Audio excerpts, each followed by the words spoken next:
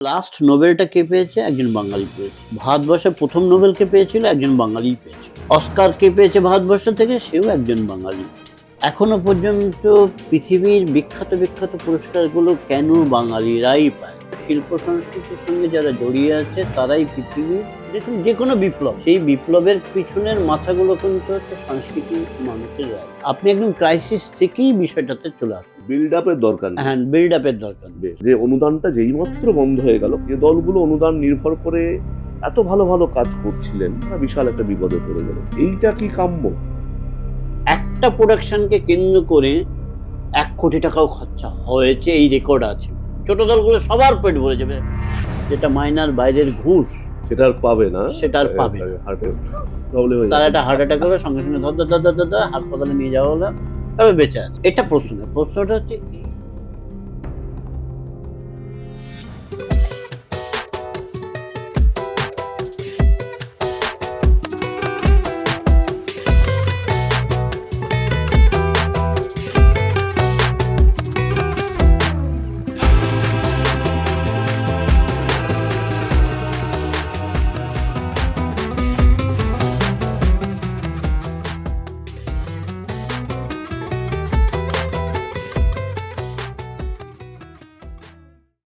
Hello বন্ধুরা, আড্ডাবাজি with সম্রাটের আরেকটি পর্বে আপনাদের সঙ্গে দেখা হলো।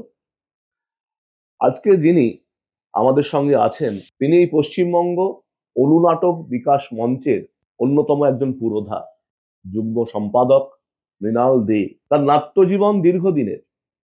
নান্দিকার, অন্য থিয়েটার এরকম বহু বহু দলের দীর্ঘদিনের তিনি নাট্যকর্মী, নাট্যশিল্পী। বর্তমানেও তার নাট্যচর্চা সমানভাবে তিনি চালিয়ে যাচ্ছেন দমদমের একটি দল জয়পুর সাংস্কৃতিক প্রাঙ্গণের সঙ্গে। এই পশ্চিমবঙ্গ জুড়ে যে অসংখ্য অনুনাটকের দল তাদের কাজ করে চলেছেন, তাদের অভিভাবকের মতো মাথার উপরে তাদের পথ দেখাচ্ছেন মৃণালদা। তাই মৃণালদার সঙ্গে আজকের এই আলাপচারিতা, আমি জানি আমরাও যেমন সমৃদ্ধ হব, আপনারাও হবেন। চলুন আজকের এই পডকাস্ট আমরা উপভোগ করি শ্রী মৃণাল দের সঙ্গে। মৃণালদা, আপনাকে স্বাগত। কর্মক্ষেত্রের কথাতেই প্রথম আসি। অনুনাটক, সম্মানীয় নাট্য ব্যক্তিত্ব অশোক মুখোপাধ্যায়ের বইতে পড়েছিলাম যে ব্রডওয়ে থিয়েটারে বিদেশে যখন কোনো পূর্ণাঙ্গ নাটক হয়, তার আগে একটা ছোট এরকম 10-15 মিনিটের কোনো একটি নাটিকাই বলবো বাংলাতে, সেটা অনুষ্ঠিত হয়। তারপর মেন নাটকটা শুরু হয়। ওটাকে ওদের ভাষায় কার্টেন রেজার বলছে। অনুনাটক কি সেইখান থেকেই চিন্তাটা এসছে? এই কথাটার উত্তর দিতে গেলে তো অনুনাটকের বা নাটকের ইতিহাসের গোড়াটা একটু জানতে হবে। হুম। আমাদের সবচাইতে প্রাচীন গ্রন্থ হচ্ছে বেদ। সেই বেদে ঋগ্বেদ, সাম, যজুঃ, অথর্ব এই ৪ টে ভাগ। এই ৪ টে বেদকে থেকে নাট্যরস আরোহণ করে ভগবান ব্রহ্মা হুম। তিনি পঞ্চম বেদ রচনা করেন। এই পঞ্চম বেদকে বলা হয় হচ্ছে নাট্যবেদ। তাহলে নাটকটা আজকের সৃষ্টি না? ওই নাট্যবেদ তখনই তৈরি হয়েছিল। দ্বিতীয়ত হচ্ছে আপনি যেহেতু ওই কার্টেন রেজার। কার্টেন রেজার এই সমস্ত শব্দগুলো উচ্চারণ করলেন, তাই বলার দরকার যে ঋগ্বেদে আমরা পাই হচ্ছে ১০২৮ টা সূক্ত। হুম। এই ১০২৮ টা সূক্ত এর মধ্যে বেশ কিছু সূক্ত আছে সংলাপধর্মী বা সংবাদধর্মী। হুম, সংবাদ হুম, শব্দের হুম, অর্থ হচ্ছে এখানে কথোপকথন। হুম। একটা মানুষের সঙ্গে যেভাবে নাটকের সংলাপ রচনা হয় সেভাবেই এই জমি সংবাদ। জমজমি হ্যাঁ, হ্যাঁ, সংবাদ, হ্যাঁ। পুরু উর্বশী, বাবা। পনি, হুম, হুম, উরুরুবা এইরকম আরো একটা আছে নামটা এই মুহূর্তে মনে পড়ছে না। এইরকম কিছু উম উল্লেখ আমরা পাই। যেখানে দেখা যাচ্ছে এই ২২ টা, ২৫ টা, ৩০ টা মতো সংলাপ দিয়ে নাটকগুলো লেখা হয়েছে ১। দ্বিতীয় কথা হচ্ছে আমরা এই মুহূর্তে মহিত চট্টোপাধ্যায়ের নির্দেশিত পথেই অনুনাটকটা এগোচ্ছে। তিনিও বলেছেন যে এই নাটকে যেন একমুখিতা থাকে। অনুনাটকে যেন একমুখিতা থাকে এবং এর মধ্যে কোনো সাবপ্লট থাকবে না। হুম। ওই ওখানে অন্তত বেশ কয়েকটা আছে যেগুলোর মধ্যে এই কথাটাই আছে। কোনো সাবপ্লট নেই, এবং গল্পের একটা একমুখিতা আছে। সেই জায়গায় দাঁড়িয়ে গবেষকদের বা উম যারা এটা নিয়ে দীর্ঘ পড়াশোনা করছেন, তাদের মত হচ্ছে যে অনুনাটক সেই সময়েই রয়েছে। সেই পিরিয়ড থেকেই আমরা অনুনাটককে পাচ্ছি। আরেকটু ব্যাখ্যা করে যদি আমরা আরো পরবর্তীতে আসি এবং নাটকের বীজ মানে ভারতীয় নাট্যকের বীজ আমাদের তো হাতে নাটকের কাব্যগ্রন্থ বলতে গেলে যা কিছু পাই ভরতের নাট্যশাস্ত্র থেকে। হুম। তারই বিস্তার, তারই ব্যাখ্যা করেই আমাদের পরবর্তীতে হাজার, হাজার লাখ, লাখ বই তৈরি হয়েছে। সেই জায়গা থেকে দাঁড়িয়েও কিন্তু ভরতের নাট্যশাস্ত্রের মধ্যেই উল্লেখ রয়েছে যে নাটকের বীজ, নাটকটা যে পাওয়া গেছে সেটাও কিন্তু ঋগ্বেদের মধ্যেই রয়েছে। ওই যে সূক্তগুলো থেকে আর কি। সূক্তগুলোতেই রয়েছে। মানে এটা ঋগ্বেদে যার উল্লেখ রয়েছে। পড়েছিলাম এই ঋগ্বেদ থেকে ঋগ্বেদ সূক্ত, তারপর সামবেদ থেকে গান, হ্যাঁ, এরকম। অথর্ব থেকে অভিনয়, এগুলো অভিনয় এই নিয়ে। ৪ টে হ্যাঁ, হ্যাঁ। থেকে রসাস্বাদন করেই যজু থেকে বোধহয় রস বা এরকম কিছু। এরকম। ফলে সেই জায়গা থেকে তো নাটকের জন্ম সেখান থেকেই। হ্যাঁ, সংলাপ আমরা সেখানেই পেয়েছি। সেই সময় থেকে পেয়েছি। তাহলে নাটকের সৃষ্টি যেমন আজকের নয়, মজার ব্যাপারটা হচ্ছে অনুনাটকের সৃষ্টিও নাটকের সৃষ্টির সাথে, সাথেই হয়েছে। আচ্ছা, অনুনাটক বলতে কি তাহলে মানে শুধুই একটা মানে ছোট সময়সীমাকেই ভুল, ভীষণভাবেই ভুল। এটা একটা ধারণা হয়েছে। হুম, আমরা হুম, তো সবকিছু সহজে করতে চাই। সেই সহজে করার মধ্যে দিয়ে এই জায়গাটা আমরা দুম করে পৌঁছে যাই। কিন্তু সেটা ভুল। যেটা আমি কথা প্রসঙ্গে বললাম যে, হুম। মোহিত চট্টোপাধ্যায় বলেছেন যে, এই নাটক লেখাটা একটু কঠিন। কারণ এটা তো বোঝা যায়ই যেকোনো সৃষ্টি যখন ১ম হয় তখন সেটা নিয়ে অনেক রকম উম প্রশ্ন তৈরি হয়। তার বাস্তব উম প্রয়োগের ক্ষেত্রে বিভিন্ন সমস্যাকে কেন্দ্র করেই প্রশ্নগুলো আসে। এটা সত্যি কথাই। তো সেরকমভাবেই আচ্ছা ২০ মিনিটের মধ্যে বা ১২ মিনিট ১৫ মিনিটের মধ্যে নাটক হলেই কি সেটাকে আমরা অনুনাটক বলব? না, এটাই একমাত্র কথা না। এর পেছনে শৈল্পিক একটা ব্যাপার আছে। তাহলে মানে অনুনাটকের মানে চরিত্রগত যে বৈশিষ্ট্যগুলো সেটা সম্বন্ধে যদি একটু অনুনাটক কেমন হবে? হ্যাঁ, এটা নিয়ে আমরা সেই বারবার মোহিত চ্যাটার্জিকে মানে তারই কাছেই যাবো আরকি বারবার। তিনি বলেছেন যে অনুনাটকের ওই যে একমুখিতা ব্যাপারটা থাকবে এবং কোনো সাবপ্লট থাকবে না। হলো? এটা তো কোনো পূর্ণাঙ্গ নাটকের ক্ষেত্রে এটা অ্যাপ্লিকেবল নয়। না, পূর্ণাঙ্গ নাটকের ক্ষেত্রে সাবপ্লট থাকবে। উপন্যাসের মতনই হুম, আপনি তার এদিক ওদিক ডালপালা সে মেলায় আবার হুম, তারপরে সে একটা জায়গায় গিয়ে হুম। মিশেও যায়। বা তার ক্রাইসিস থেকে সে একটা একটা কথা বলতে চায়। অনুনাটকে এসবের কোনো সুযোগ নেই এবং অনুনাটকে দরকার হলে আপনার প্রারম্ভিক যেটা, হ্যাঁ? সেটারও দরকার নেই। প্রারম্ভিক বলতে? প্রারম্ভিক বলতে মনে করুন যেকোনো গল্পের একটা শুরু থাকে, হুম, একটা পশ্চাৎপট থাকে। বলল এটার দরকার নেই। পশ্চাৎপট তো থাকবেই, হুম। কিন্তু সেই পশ্চাৎপটটা লুকিয়ে থাকবে। মানে একদম ওই নিট যেটা বিষয় সেটা নিটও না, বলল ওটার দরকারও নেই। হুম। মোহিত চ্যাটার্জি বলছেন প্রয়োজনের দরকারই নেই। আপনি একদম ক্রাইসিস থেকেই বিষয়টাতে চলে আসুন। মানে বিল্ড আপ এর দরকার নেই। হ্যাঁ, বিল্ড আপ এর দরকার নেই। বেশ, কিন্তু বেশ। সেটা আমাদের একাঙ্ক নাটকের ক্ষেত্রে হয় না, পূর্ণাঙ্গ নাটকের ক্ষেত্রে তো হয়ই না। হুম। তার একটা বিল্ড আপ তৈরি হয়, হ্যাঁ, তারপর তার বিস্তার ঘটে, তারপরে একটা সেটাই দ্বন্দ্ব, ঘাত, হ্যাঁ, গিয়ে প্রতিঘাতের মধ্যে দিয়ে কনক্লুশন আমরা এ একটা পৌঁছায় ক্লাইম্যাক্স এ আরকি। পৌঁছে নাটক শেষ হয়। কিন্তু অনুনাটকে এসবের দরকার নেই। সরাসরি একদম বিষয়ে চলে আসে। সরাসরি বিষয়ে চলে আসুন। বেশ। এখানে উনি বলছেন কোন রকম বাহুল্যও থাকবে না। চরিত্র সংখ্যাতে বাহুল্য থাকবে না। এমনকি বলছেন সংলাপেও বাহুল্য থাকবে না। হ্যাঁ, সংলাপও খুব যেমন কবিতার সংলাপ হয়, একটা কথার মধ্যে ১০০ টা কথা, ১০০০ টা কথা একটা লাইনের মধ্যে থাকতে পারে। সেরকমই অনুনাটকের সংলাপের মধ্যেও যেন অনেক কথার একটা মিশ্রণ থাকে। সেভাবেই সংলাপগুলোও যেন খুব ঠাস বুননে আস্তে, আস্তে, আস্তে করে এগোতে থাকে। এই মোটামুটি সেখানে বাহুল্য শব্দটা উনি খুব জোর দিয়েছেন যে সংলাপে বাহুল্য থাকবে না, চরিত্র সংখ্যায় বাহুল্য থাকবে না, পোশাক-আশাকে বাহুল্য থাকবে না। আর সময়সীমাটাও তো একটা ব্যাপার। সময়সীমাটা তো বটেই, বটেই। যেমন মনে করুন আমার হাতের ৫ টা আঙুল। এই ৫ টা আঙুলের সবগুলোরই একই রকম বৈশিষ্ট্য। এর ৪ টে করে দাগ আছে, হুম। অ্যা এটা মুভমেন্ট করতে পারে, কোনটাই এদিকে মুভমেন্ট করতে পারে না। হুম? কিন্তু এখানে বুড়ো আঙুলটারও ভূমিকা আছে, মধ্যম এগুলোরও যেমন ভূমিকা আছে, এই কড়ি আঙুলটারও একই ভূমিকা আছে। হুম, কারণ এর স এ এ এর সব ভূমিকাগুলোই এর মধ্যেও লুকিয়ে আছে। কিন্তু অনেক সংক্ষিপ্ত আকারে আছে, ছোট আকারে আছে। ক্রিকেট খেলাটা সবাই এই উদাহরণটা দেয়। ৫ দিনের খেলা, ১ দিনের খেলা। সেই ১ দিনের খেলা আগে ছিল ৬০ ওভার। হুম। এখন সেটা হয়েছে ৫০ ওভার। মানে ৫০, ১০০ ওভার। তারপর এখন টি-টোয়েন্টি, এখন টি-20 হচ্ছে। হুম, এখন বলছে টি-20ও নয়। টি-10 টি-10 টা সেভাবে মানুষ এখনো গ্রহণ হয়নি, এখনো করেনি। হয়নি। কিন্তু ১০০ ওভারের খেলা অর্থাৎ ওই ১৮ ওভার ৪ বল বোধহয় হয়। ওই ১০০ ওভারের খেলা হবে। এই ১০০ বলের খেলা ১০০ হবে। বলের খেলা। ১০০ বলের খেলা হুম, হবে। ১০০ বলে মানে ওটাকেও আরেকটু ছোট করে দেওয়া। হুম, ফলে এর পেছনে তো একটা মানুষের বাস্তবের জায়গায় দাঁড়িয়ে মানুষ তো ভয়ংকরভাবে তার জীবিকার জন্য ছুটছে। তার হাতে সময় নেই। সরকারি চাকরি নেই। ফলে সেই জায়গায় দাঁড়িয়ে একটা ছেলেকে যেভাবে রোজগার করতে হয় তার কোম্পানিতে পুরো সময়টাই কোম্পানিতে চলে যায়। হুম, তারপরে আর হুম, তার পক্ষে শিল্প সংস্কৃতির পিছনে সময় দেওয়ার মতন কোনো সময় তার হাতে থাকে না। তাহলে বিনোদনের জায়গাটা কোথায়? কিভাবে থাকবে? হয়তো গান শুনতে, শুনতে যাচ্ছে কানে একটা প্লাগ গুঁজে, গান শুনতে, শুনতে যাচ্ছে বা যেটা সে পছন্দ করে। হ্যাঁ, কবিতা শুনতে হতে পারে, গান হতে পারে, যা তার হুম, পছন্দের হুম, হুম, সেরকম একটা বেছে নিয়ে সে ওইটুকু নিজের ব্রেইনকে রিলিফ দেয়। ওইটুকু রিলিফ দিয়ে সে আবার কাজে নেমে পড়ে। কারণ তার সামনে সবসময় একটা করে খাড়া ঝুলছে। এই টার্গেটে না পৌঁছাতে পারলে হয়তো আমার চাকরিটা থাকবে না।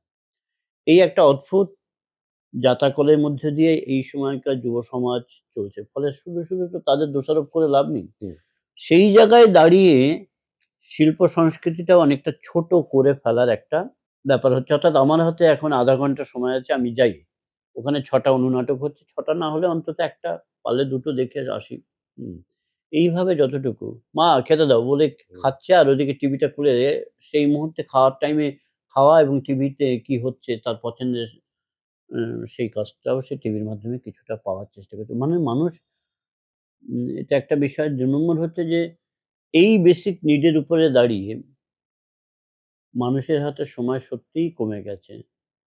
ফলে এই জায়গায় দাঁড়িয়ে যেমন শিল্প সংস্কৃতি প্রায় সর্বত্রই এখন অনুগল্প হচ্ছে, অনুকবিতা আসছে, অনু উম সাহিত্য পর্যন্ত হচ্ছে, হুম, হুম, অনুসাহিত্য। হুম, হুম, হ্যাঁ? হুম। মানে উপন্যাসটাকে অনুর জায়গায় নিয়ে আসার চেষ্টা হচ্ছে। ১০ টা বাক্যের মধ্যে ১০ টা শব্দের শব্দের মধ্যে এরকম মধ্যে সব। হ্যাঁ। হুম। আচ্ছা, আপনার কথা থেকে একটা কথা আমার হঠাৎ মানে মনে হলো। সেটা হচ্ছে হ্যাঁ, এটা তো ঠিকই। মানে যারা কর্পোরেটে চাকরি করেন, ইয়াং স্টাফ, আমার শিক্ষকতা পেশার সঙ্গে যুক্ত ছিলাম দীর্ঘদিন। আমাদের ছাত্রদের সাথে অনেক সময় কথা হয়। যারা স্টুডেন্ট, যারা চাকরি করছে বিভিন্ন জায়গায়। সময় নেই। ওই ৮ঃ০০ ৮:৩০ টায় সকালে বেরিয়ে যাচ্ছে হয়তো। বাড়ি ফিরতে, ফিরতে ৮ঃ০০ ১০ঃ০০ কোনো ঠিক নেই। সত্যি সে কখন সময় দেবে কোনো কিছু করার। কিন্তু আরেকটা যে কথা আপনি যেটা বললেন, হয়তো কানে কিছু আম গান শুনতে, শুনতে যাচ্ছে বা মোবাইলে কিছু ঘাঁটতে, ঘাঁটতে সে হয়তো যাচ্ছে। বিনোদন। এই বিনোদন ব্যাপারটাকে আমি দেখেছি যে আমাদের সমাজে খুব একটা মানে উম সম্মানের চোখে দেখে না। শুধুই এন্টারটেইনমেন্ট, শুধুই এন্টারটেইনমেন্ট এরকম একটা ব্যাপার আছে। যারা শিল্প চর্চা করেন, আ নাটক বলুন বা বিশেষ করে নাটকের মানুষদের মধ্যে দেখেছি এটা। এন্টারটেইনমেন্টটা যেন একটা মানে অতটা বেটার জিনিস নয়। তুমি কি মেসেজ দিচ্ছ, তুমি সমাজের কি করছো, ইত্যাদি ব্যাপারগুলোই যেন আসল। মানে এন্টারটেইনমেন্ট যদি কোনো নাটক আমরা দেখতে যাই, যেটা মানুষকে খুব হাসালো, আনন্দ দিল, মানুষ ফ্রেশ হলো কিছুটা। সারাদিনের কর্মক্লান্ত, চিন্তায় আক্রান্ত প্রতি মুহূর্তের সেই মানুষটা একটা নাটক দেখে খুব হাসলো বা খুব কাঁদলো, এনিথিং তার মাথায় একটা রিলিফ পেল। এই জিনিসটাকে কিন্তু অতটা গুরুত্ব বা সম্মানের চোখে যেন দেখা হয় না আমাদের সমাজে। ওই তো করছো শুধুই আর কি আছে ওর মধ্যে? শুধুই তো কিছু নাচ গান এন্টারটেইনমেন্ট। এই যে মানসিকতাটা আমি বোঝাতে পারছি হয়তো। এইটা কেন? বা এটা কি খুব হেলথি? যে বিনোদনকে আম একটা সাবস্ট্যান্ডার্ড জিনিস হিসেবে দেখা। না, প্রশ্নটার মধ্যে না ২ টো ভাগ আছে কিন্তু। ২ টো ভাগটা হচ্ছে এরকমই যে মানে এর আগের প্রশ্নটা যদি এরকম হতো যে, কেন আমরা থিয়েটার করি বা শিল্প সংস্কৃতির সঙ্গে যুক্ত আছি? হুম, তাহলে তার একটা পার্ট তো বিনোদন। সেই বিনোদনে আমরা চলে আসতে পারি। কিন্তু আমি যদি প্রশ্নটাকে সেইখান থেকে ধরে উত্তর দিই তাহলে এরকম দাঁড়ায়, একটা সমাজে একটা শিল্পের কি ভূমিকা? একটা শিল্পী আর্টিস্টের ভূমিকাটা কি? সারা পৃথিবীর ইতিহাস বারবার ঘাঁটলেই দেখা যায় যে শিল্প সংস্কৃতির মানুষরাই আল্টিমেটলি পৃথিবীর পরিবর্তন এনেছে। কোন রাজনৈতিক নেতা যতটা না পেরেছেন, কারণ তার সে বোধ নেই। একদম পরিষ্কারভাবে বলতে গেলে পৃথিবীর সেরা রাজনৈতিক নেতারও সে বোধ নেই। বোধটা তৈরি হয়েছে সমাজ থেকে, শিল্প সংস্কৃতির মানুষরাই নিয়ে আসেন। 100% না হলেও কিছু রাজনৈতিক নেতার মধ্যে কিছু বোধ আছে, নিশ্চয়ই আছে। কারণ সে দিনের শেষে তো শুধু রাজনীতি নয়, সে তো একটা মানুষ। হুম, সেই জায়গায় দাঁড়িয়ে কিছু বোধ আছে। এটা যেমন হয়তো ঠিক, হয়তো কেন ঠিকই। কিছু রাজনৈতিক নেতা, সব রাজনৈতিক নেতার মধ্যে তো নয়ই। হুম, কিছু বোধ আছে। কিন্তু মূল বোধের জায়গাটা হচ্ছে কিন্তু শিল্প সংস্কৃতির সঙ্গে যারা জড়িয়ে আছে তারাই পৃথিবীর, দেখুন যেকোনো বিপ্লব, হ্যাঁ? সেই বিপ্লবের পিছনের মাথাগুলো কিন্তু হচ্ছে সংস্কৃতির মানুষেরাই। পৃথিবীর যেকোনো বিপ্লব, আমাদের ভারতবর্ষের যেকোনো বিপ্লব দেখবেন সেখানে কিন্তু ওই সুশীল সমাজ, বুদ্ধিজীবী সমাজ, তাদের একটা ভয়ংকর ভূমিকা আছে। মনে করুন আমাদের এখানে নকশাল মুভমেন্ট, আমাদের এখানে তার পরবর্তীতে যদি সাম্প্রতিক উম যে ইয়াং জেনারেশন আছে তাদের সামনে যে মুভমেন্টটা ওরা প্রত্যক্ষ করেছে সেটা হচ্ছে আর.জি. করের মুভমেন্টটা। হুম, যে মুভমেন্টটা আমি বলি জনগণের মুভমেন্ট। নকশাল মুভমেন্টটাও একটা সময় জনগণের মুভমেন্টই ছিল। কারণ সমাজের সবচাইতে শিক্ষিত, সবচাইতে মেধাবী ছেলেমেয়েগুলো ওই মুভমেন্টের সঙ্গে জড়িয়ে পড়েছিল। হুম, তারা তো নির্বোধ বুদ্ধিহীন ছেলেমেয়ে নয়। তারা ইচ্ছা করলেই এই যে ছেলেগুলো আম উম নকশাল মুভমেন্টের সঙ্গে জড়িয়ে পড়েছিল, তারা ইচ্ছা করলেই হুম, বড়, বড় হুম, অফিসার হতেই পারতেন। হুম, কিন্তু জীবনটাকে বাজি রেখেই তারা ওইভাবে ওই মুভমেন্টের সঙ্গে জড়িয়েছে এবং আর.জি. করের একটা জাস্ট একটা বুদবুদ আর.জি. করের মুভমেন্টটা। সেখানেও শিক্ষিত মানুষ, শুভবুদ্ধিসম্পন্ন মানুষ, সমাজের যারা অগ্রগণ্য মানুষ, বোধে, বুদ্ধিতে, মেধায়, সেই মানুষগুলো কিন্তু আর.জি. করের ঘটনাতেও তাদের সমর্থন তৈরি হয়েছিল। তারা হুম, পিছনে ছিল। হুম, তো এইভাবেই সারা পৃথিবীতে দেখা যায় যে, যে শিল্প সংস্কৃতির সঙ্গে যুক্ত মানুষরা অন্য কিছু মানুষের থেকে আরো কিছু অতিরিক্ত ভাবার ক্ষমতা, তাদের পড়াশুনো, তাদের মেধা, তাদের চিন্তন তাদেরকে ওই জায়গাটা পৌঁছে দেয়। পৌঁছে দেয় বলেই একজন সংস্কৃতির প্রতি যারা আকৃষ্ট তার সমাজের প্রতিও কিছু দায়বদ্ধতা থাকে। সেই দায়বদ্ধতা থেকে সে শুধু মনে করুন আমরা যেমন নাটকের সঙ্গে যুক্ত আছি, এরকম শিল্প সংস্কৃতি আরো অনেকগুলো পার্ট আছে। গান, নাচ, ছবি আঁকা, মানে এখানেও ওই মোহিত চট্টোপাধ্যায়ের একটা সংলাপ ধার করে আপনাকে বলছি যে, হাসি তো দরকার। থিয়েটারে হাসি তো দরকার। ভীষণভাবেই আমরা হাসতে চাই। শুধু হাসি না, কান্নাও কিন্তু সে বিনোদন। হ্যাঁ, অবশ্যই বিনোদন, হ্যাঁ। কিন্তু সেই হাসিটা যেন সারবান হয়। মোহিত চ্যাটার্জির কথা। হুম, একদম উনার হুম, ওয়ার্ডটা হুম, তুলে হুম, দিলাম। হুম। হাসির নাটক হোক, কোনো আপত্তি নেই। কিন্তু সেই হাসিটার মধ্যে যেন কিছু আমরা থাকে মানে আমরা আমরা সমাজকে দেওয়ার মতন কিছু উপাদানও খুঁজে মানে পাই। যেটা আমরা ধরুন সিনেমার দিক থেকে বলছি, লরেল হার্ডি, হুম, অনলি ফান। হুম, ওর মধ্যে তো চার্লি চ্যাপলিন আলাদা। সেটা অতি উন্নত মানের স্যাটার। কিন্তু লরেল হার্ডি যেমন অনলি ফান এবং ধরুন পরবর্তীকালে মিস্টার বিন খুবই জনপ্রিয় একটি রাইট। চরিত্র। Only fun. তার মধ্যে কিন্তু সেইভাবে মেসেজ দেওয়ার কোনো চেষ্টা বা ওরম কিছু নেই। যেটা অনেক মানুষকে আনন্দ দিয়েছে সারা পৃথিবী জুড়ে। এই বিনোদন জিনিসটা কতটা জরুরি বলে মনে হয়? আমি মেসেজের কথা ছেড়ে দিলাম। একটা মানুষের আজকের এই স্ট্রেসফুল লাইফে বিশেষ করে বিনোদন জিনিসটা কতটা প্রয়োজনীয় মনে হয়? না আমি না একটা একটা ছেলে ওই যে গানটা শুনতে, শুনতে যাচ্ছে। ওই গানের মাধ্যমে সে কি সমাজে কোনো মেসেজ পাচ্ছে বা দেবার জন্য শুনছে? নাকি জাস্ট তার এটাকে ব্রেইনটাকে রিলিফ দেওয়ার জন্য শুনছে? হ্যাঁ, বলছি আমি না এটা আমার একটা নিজস্ব ব্যাখ্যা। এই ব্যাখ্যার পেছনে কোনো যুক্তি আছে কিনা বা এর পেছনে কোনো বিজ্ঞান আছে কিনা আমি জানি না। কিন্তু আমার মনে হয় আরকি এই যে ২৪ ঘন্টা ভাগ করে দিয়েছে আমাদের জন্য, এই ২৪ ঘন্টা কেন? হ্যাঁ, আমার মনে হয় যেন ৮ ঘন্টা কাজ করব, ৮ ঘন্টা আমি বিনোদন করব, আর ৮ ঘন্টা আমার এই 16 ঘন্টা দেহটা যে চলেছে তার খাওয়া জন্য দাওয়া, রেস্ট হ্যাঁ, ইত্যাদি। তার জন্য একটা বিশ্রামের হুম, দরকার। হুম। সেই বিশ্রামের জন্য আমি ৮ ঘন্টা রাখবো। তাহলে এই যে ৮ ঘন্টা সেখানে কিন্তু বিনোদন রয়েছে। যে ছেলেটা খেলাধুলা পছন্দ করে সে খেলছে। হুম। যে ছেলেটা ছবি আঁকতে ভালোবাসে সে ছবি আঁকছে। যে ছেলেটা নাটক করতে ভালোবাসে সে নাটক করছে। এই জায়গাটা তো পাচ্ছি। ২ নম্বর জায়গাটা হচ্ছে আমি জানি না এটার পেছনে কোনো বিজ্ঞান আছে কিনা। কিন্তু আমি নিজের জীবনে এটাকে এইভাবে ভাগ করে নিয়েছি। হুম। যে ৮ ঘন্টা আমার বিনোদনের জন্য দেবে আমাকে। আর ৮ ঘন্টা হচ্ছে খাওয়া-দাওয়া, রেস্ট এইসবের জন্য। আর ৮ ঘন্টা আমার জীবিকা নির্বাহের জন্য সেখানে নেবে। কিন্তু এখন সমস্যাটা হচ্ছে যে ৮ ঘন্টা আর সেই জীবিকা নির্বাহের জন্য দিতে পারছি না। হুম। সমস্যাটা ওইখানে আটকে যাচ্ছে। ওইখানে যখন সমস্যা বাড়ে তখন বিনোদন থেকে সেইটা কাটছে। দ্বিতীয়ত কথা হচ্ছে যে আমরা যদি বলি আমরা আমাদের সামনে তো আরো অনেক কিছু করার ছিল। আমি তো ইচ্ছা করলে যেমন মনে করুন আপনি ব্যক্তি জীবনে এক জায়গায় শিক্ষকতা করেছেন। আপনি এখনো করতে পারতেন। আপনি রিটায়ার পরেও তো বাড়িতে কোচিং করতে পারতেন এবং সেই করানোর পরে মধ্যে দিয়ে তো আপনি কিছু টাকা আয় করতে পারতেন। কিন্তু সেটা না করে কেন থিয়েটারটা করছেন? এই প্রশ্নটা যখন আসে তখন তার পেছনে অনেকগুলো কারণের মধ্যে আমার মনে হয় যেটা যে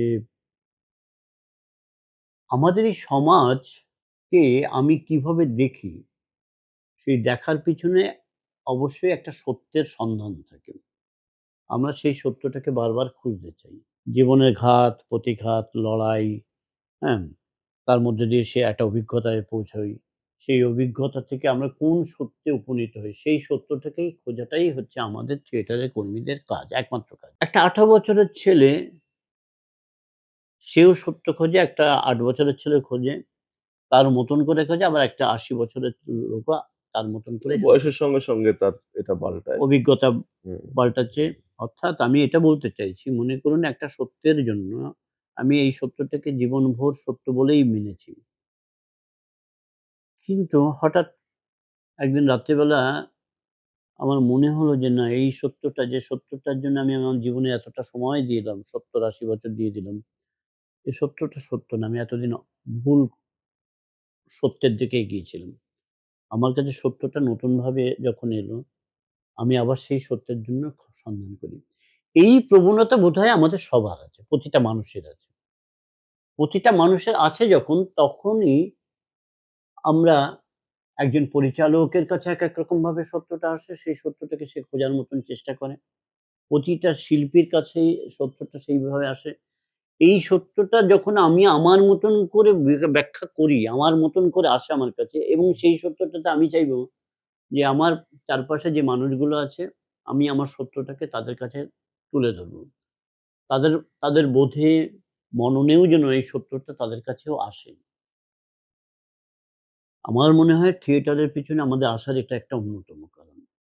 আমার মতন করেই যে সত্যটাকে আমি চিনেছি, তার মানে সেই সত্যটা এবং মানে সেই সত্যের সন্ধান সেই মেসেজটা মানুষের কাছে পৌঁছানোটাই এটাই আসল, আসল। তাই শুধু তো? থিয়েটারের কর্মী না, সমস্ত শিল্পীদেরই এটাই একমাত্র কাজ। একজন গায়কের কাছেও? একদম 100% আপনি ভাবুন না, মনে করুন আমি একজন ধরা যাক আমি একজন প্রফেশনাল গায়ক। হুম, আমার কাছে মানে ৫০ রকম গান গাওয়ার অফার আসছে। হুম, হ্যাঁ? ওটা আমার রুটি-রুজি। হুম, আমি কি বলব গাইবো না? আমি বলব, "না, এই ধরনের গান না হলে আমি গাইবো না।" হুম, এরকম কি নির্দিষ্ট করা সম্ভব বা উচিত বা কি? কি হুম। মনে করেন? একজন গায়ক যখন গায়ক হয়ে ওঠে অর্থাৎ শিল্পী হয়ে ওঠে, সেই শিল্পী হওয়ার পিছনে তার যদি সত্যের সন্ধান থাকে তাহলেই সে শিল্পী হয়। নাহলে পারফর্মার। নাহলে সে পারফর্মার। এই শিল্পী ব্যাপারটা কি? এটা একটা হুম, এটা হুম, গল্প। হুম, মানে হুম। আমারও পড়া গল্প খালেদ চৌধুরীর একটা বই থেকে পেয়েছি। সেই গল্পটা একটু করি। হ্যাঁ, অবশ্যই, তাহলে অবশ্যই। সত্যের সন্ধানটা পরিষ্কার হয়। খুব সাধারণ একটা উদাহরণ। মনে করুন আপনি একটা দলের পরিচালক, আপনার নাটক আপনি রিহার্সাল দিচ্ছেন। একটা মঞ্চে গিয়ে রিহার্সাল দিচ্ছেন। সেটাই আপনার রিহার্সালের জায়গা। নাটকটা ৪-৫ টা রিহার্সালের পরেই নামবেন। আপনি একদম ফাইনাল টাচের দিকে আছেন। এই যে ফাইনাল টাচের দিকে আছেন, আপনি এই টাচটা দিতে ফিল করতে শুরু করেছেন যে জীবনের যে অনুভূতিগুলো আপনি যেভাবে দেখেছেন, সেই অনুভূতিগুলো ওখানে আসছে না। হুম। তারা পাঠটা মুখস্থ করেছে, তাদের কম্পোজিশন ঠিক আছে, তাদের লাইটটাও ঠিক আছে, তাদের পোশাক-আশাকও ঠিক আছে, তাদের মুখের অভিব্যক্তিও অনেকটা হয়তো মিলছে। কিন্তু তবুও আপনি কিছুতেই স্যাটিসফাই হচ্ছেন না। খালেদ চৌধুরী এখানে এই গল্পটা তখন বলছেন যে, দর্শকের আসনে বসে পরিচালক নাটকটা দেখছেন। বলল যে, যারা সিগারেট খায় এরকম ৪-৫ জনকে সে ঠিক করলো। বলল যে, "যা, একটা অ্যাশট্রে ওই মঞ্চের কোথাও না কোথাও আছে। হুম, তোদের হাতে সিগারেটের ছাইটা ফেলার যতক্ষণ সময় ততক্ষণই সময়। ছাইটা তো ফেলতে হবে। হুম, তুই তো হুম, হুম, মঞ্চটাকে নোংরা করতে পারিস না। অ্যাশট্রেটা তোকে খুঁজে ছাইটা ফেলতে হবে।" হুম, মুখে সিগারেটটা দিয়ে তারা খুঁজছে, খুঁজছে, খুঁজছে। কেউ খুঁজে পেল না এবং বলছে, "না, হলো না তো। হচ্ছে না। হুম, হচ্ছেই না। হুম, আমার আমার ভালো লাগা তৈরি হচ্ছে না। অনুভব তৈরি হচ্ছে না।" তখন ডিরেক্টর বলল, "দাঁড়া, আমি একটু ওয়াশরুম থেকে আসি।" বলে ওই মঞ্চ তৈরি করে যারা, যাদের কাছে পেরেক, হুম, হাতুড়ি এইসব থাকে, সেইরকম একজনকে ডেকে বলে যে, "শোনো, তুমি তোমার যে থালাটার মধ্যে পেরেক রাখো, সেই থালাটা নিয়ে ওরা যখন আবার আমি ওদের সিগারেট দেবো, আবার ওরা খুঁজবে অ্যাশট্রেটা, তুমি যাবে হুম, এবং ইচ্ছাকৃতভাবে কারো, ওরা তো খুঁজছে, হুম, আর তুমিও তাড়াহুড়োর মধ্যে দিয়ে যাচ্ছ, কারো গায়ে পেরেকটা, ওই পাত্রটা লেগে কিছু পেরেক মঞ্চে পড়ে গেল। হুম, এইটা তোমার দায়িত্ব।" যাক, আবার ওই একটা ব্রেকের পর, মনে করেন একটা টি ব্রেকের হুম, পর হুম, হুম, আবার ওইটাই আবার পরিচালক বলে, "যাও, তোমরা আবার খোঁজো।" বলে সিগারেট দিয়ে খুঁজতে আরম্ভ করল। এবং যথারীতি সেই মঞ্চের যিনি মেকার, তাকেও যথারীতি সাজানোভাবে যেভাবে বলেছিলেন সেভাবেই তিনি গেলেন এবং তারা তো তাদের মতন করে খুঁজছে আর সিগারেট খাচ্ছে। এমন সময় কারো একজনের গায়ে লেগে কিছু পেরেক পড়ে যায়। সে সরি, সরি, সরি বলে পেরেকগুলো তুলতে আরম্ভ করে। দুজনে মিলে পেরেকগুলো খুব যত্ন নিয়ে তুলতে পারে। তখন পরিচালক ওয়েট, ওয়েট, ওয়েট, ওয়েট বলে থামায় তাদেরকে। হুম, থামিয়ে বলে যে, "দেখো, এইটা হচ্ছে সত্য। হুম। যেটা তুমি অভিনয় করছো না। হ্যাঁ, যেটা তুমি অভিনয় করছো না।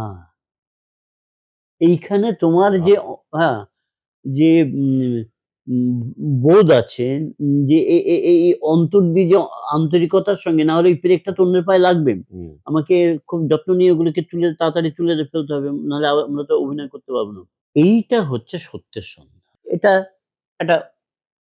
একটা একটা বস্তু দিয়ে একটা সত্যের সন্ধান। এইভাবে বোধেরও তো সন্ধান হুম, আছে। মানুষের মননেরও তো সন্ধান আর সত্য আছে। সেই সত্যটা আপনার সঙ্গে আমার নাই মিলতে পারে। কিন্তু সেখানে একটা সুস্থ আলোচনা তো হতে পারে। সেই সুস্থ আলোচনার মধ্যে দিয়েও তো আমরা এগোতে পারি। হুম, এই এগোনোটার জন্যই আমরা নাটকের দ্বারস্থ। এবং এই করতেই আ এ আ সমমিতের কথা হচ্ছে, আমরা তো সবাই মিলেই এন নাটকের যিনি দেবী, তার বিভিন্ন আভরণ তৈরি করছি। কেউ গয়না করছি, কেউ চুল তৈরি করছি, কেউ রং করছি, কেউ সুন্দর করে তাকে সাজাচ্ছি, এই মালা দিচ্ছি। এই করতে উম উম উম দেবী একসময় দেবী হয়ে উঠবেন হুম, এবং এই দেবী যখন হয়ে উঠবেন, তখন কিন্তু ভাবিকাল মনে রাখবে যে কাজটা আমাদের। ফলটা কি হবে আমরা জানি না। আমরা সবাই মিলেই আমাদের মতন করেই দেবীকে সাজাবার জন্য চেষ্টা করছি। কোনটা দেবীর গায়ে লাগবে, কোনটা লাগছে না, কোনটা মানাচ্ছে, কোনটা মানাচ্ছে না, এটা তো ভাবিকাল ঠিক করবেন। ভাবিকালের পরেই ছেড়ে দিই। যেটা ভাবিকাল ঠিক করবে সেটা ইতিহাস হয়ে থাকবে। আর যেটা দরকার নেই সেটা ইতিহাসই তাকে বাদ দিয়ে দেবে। এ নিয়ে আমাদের চিন্তা করার দরকার নেই। আমরা আমাদের সততাতেই যেন থিয়েটারে কাজটা করে যেতে পারি। সৌম্য মিত্রের কথা। হুম। ফলে ঐটাই হচ্ছে আমাদের একমাত্র কাজ, আমাদের একমাত্র ভূমিকা। আরেকটা জিনিসও বেরিয়ে এলো যে আমি শিল্প চর্চা করছি মানেই আমি শিল্পী তা নই। না, কখনোই না। শিল্পী হয়ে ওঠার চেষ্টা করছি হয়তো। চেষ্টা করছি হুম, নিজের বোধটাই তো পরিষ্কার না। হুম, হুম, নিজের বোধটাই তো পরিষ্কার না। মানে এটা নিয়ে একটা দ্বন্দ্ব আছে হুম। কিন্তু। এটা নিয়ে থিয়েটার তো সবসময়, আমাদের তো নাটক মানেই দ্বন্দ্ব। আদারওয়াইজ তো নাটকই হবে না। হ্যাঁ? হ্যাঁ, ফলে অভিনেতা অভিনেত্রীদের মধ্যে তো দ্বন্দ্ব আছেই।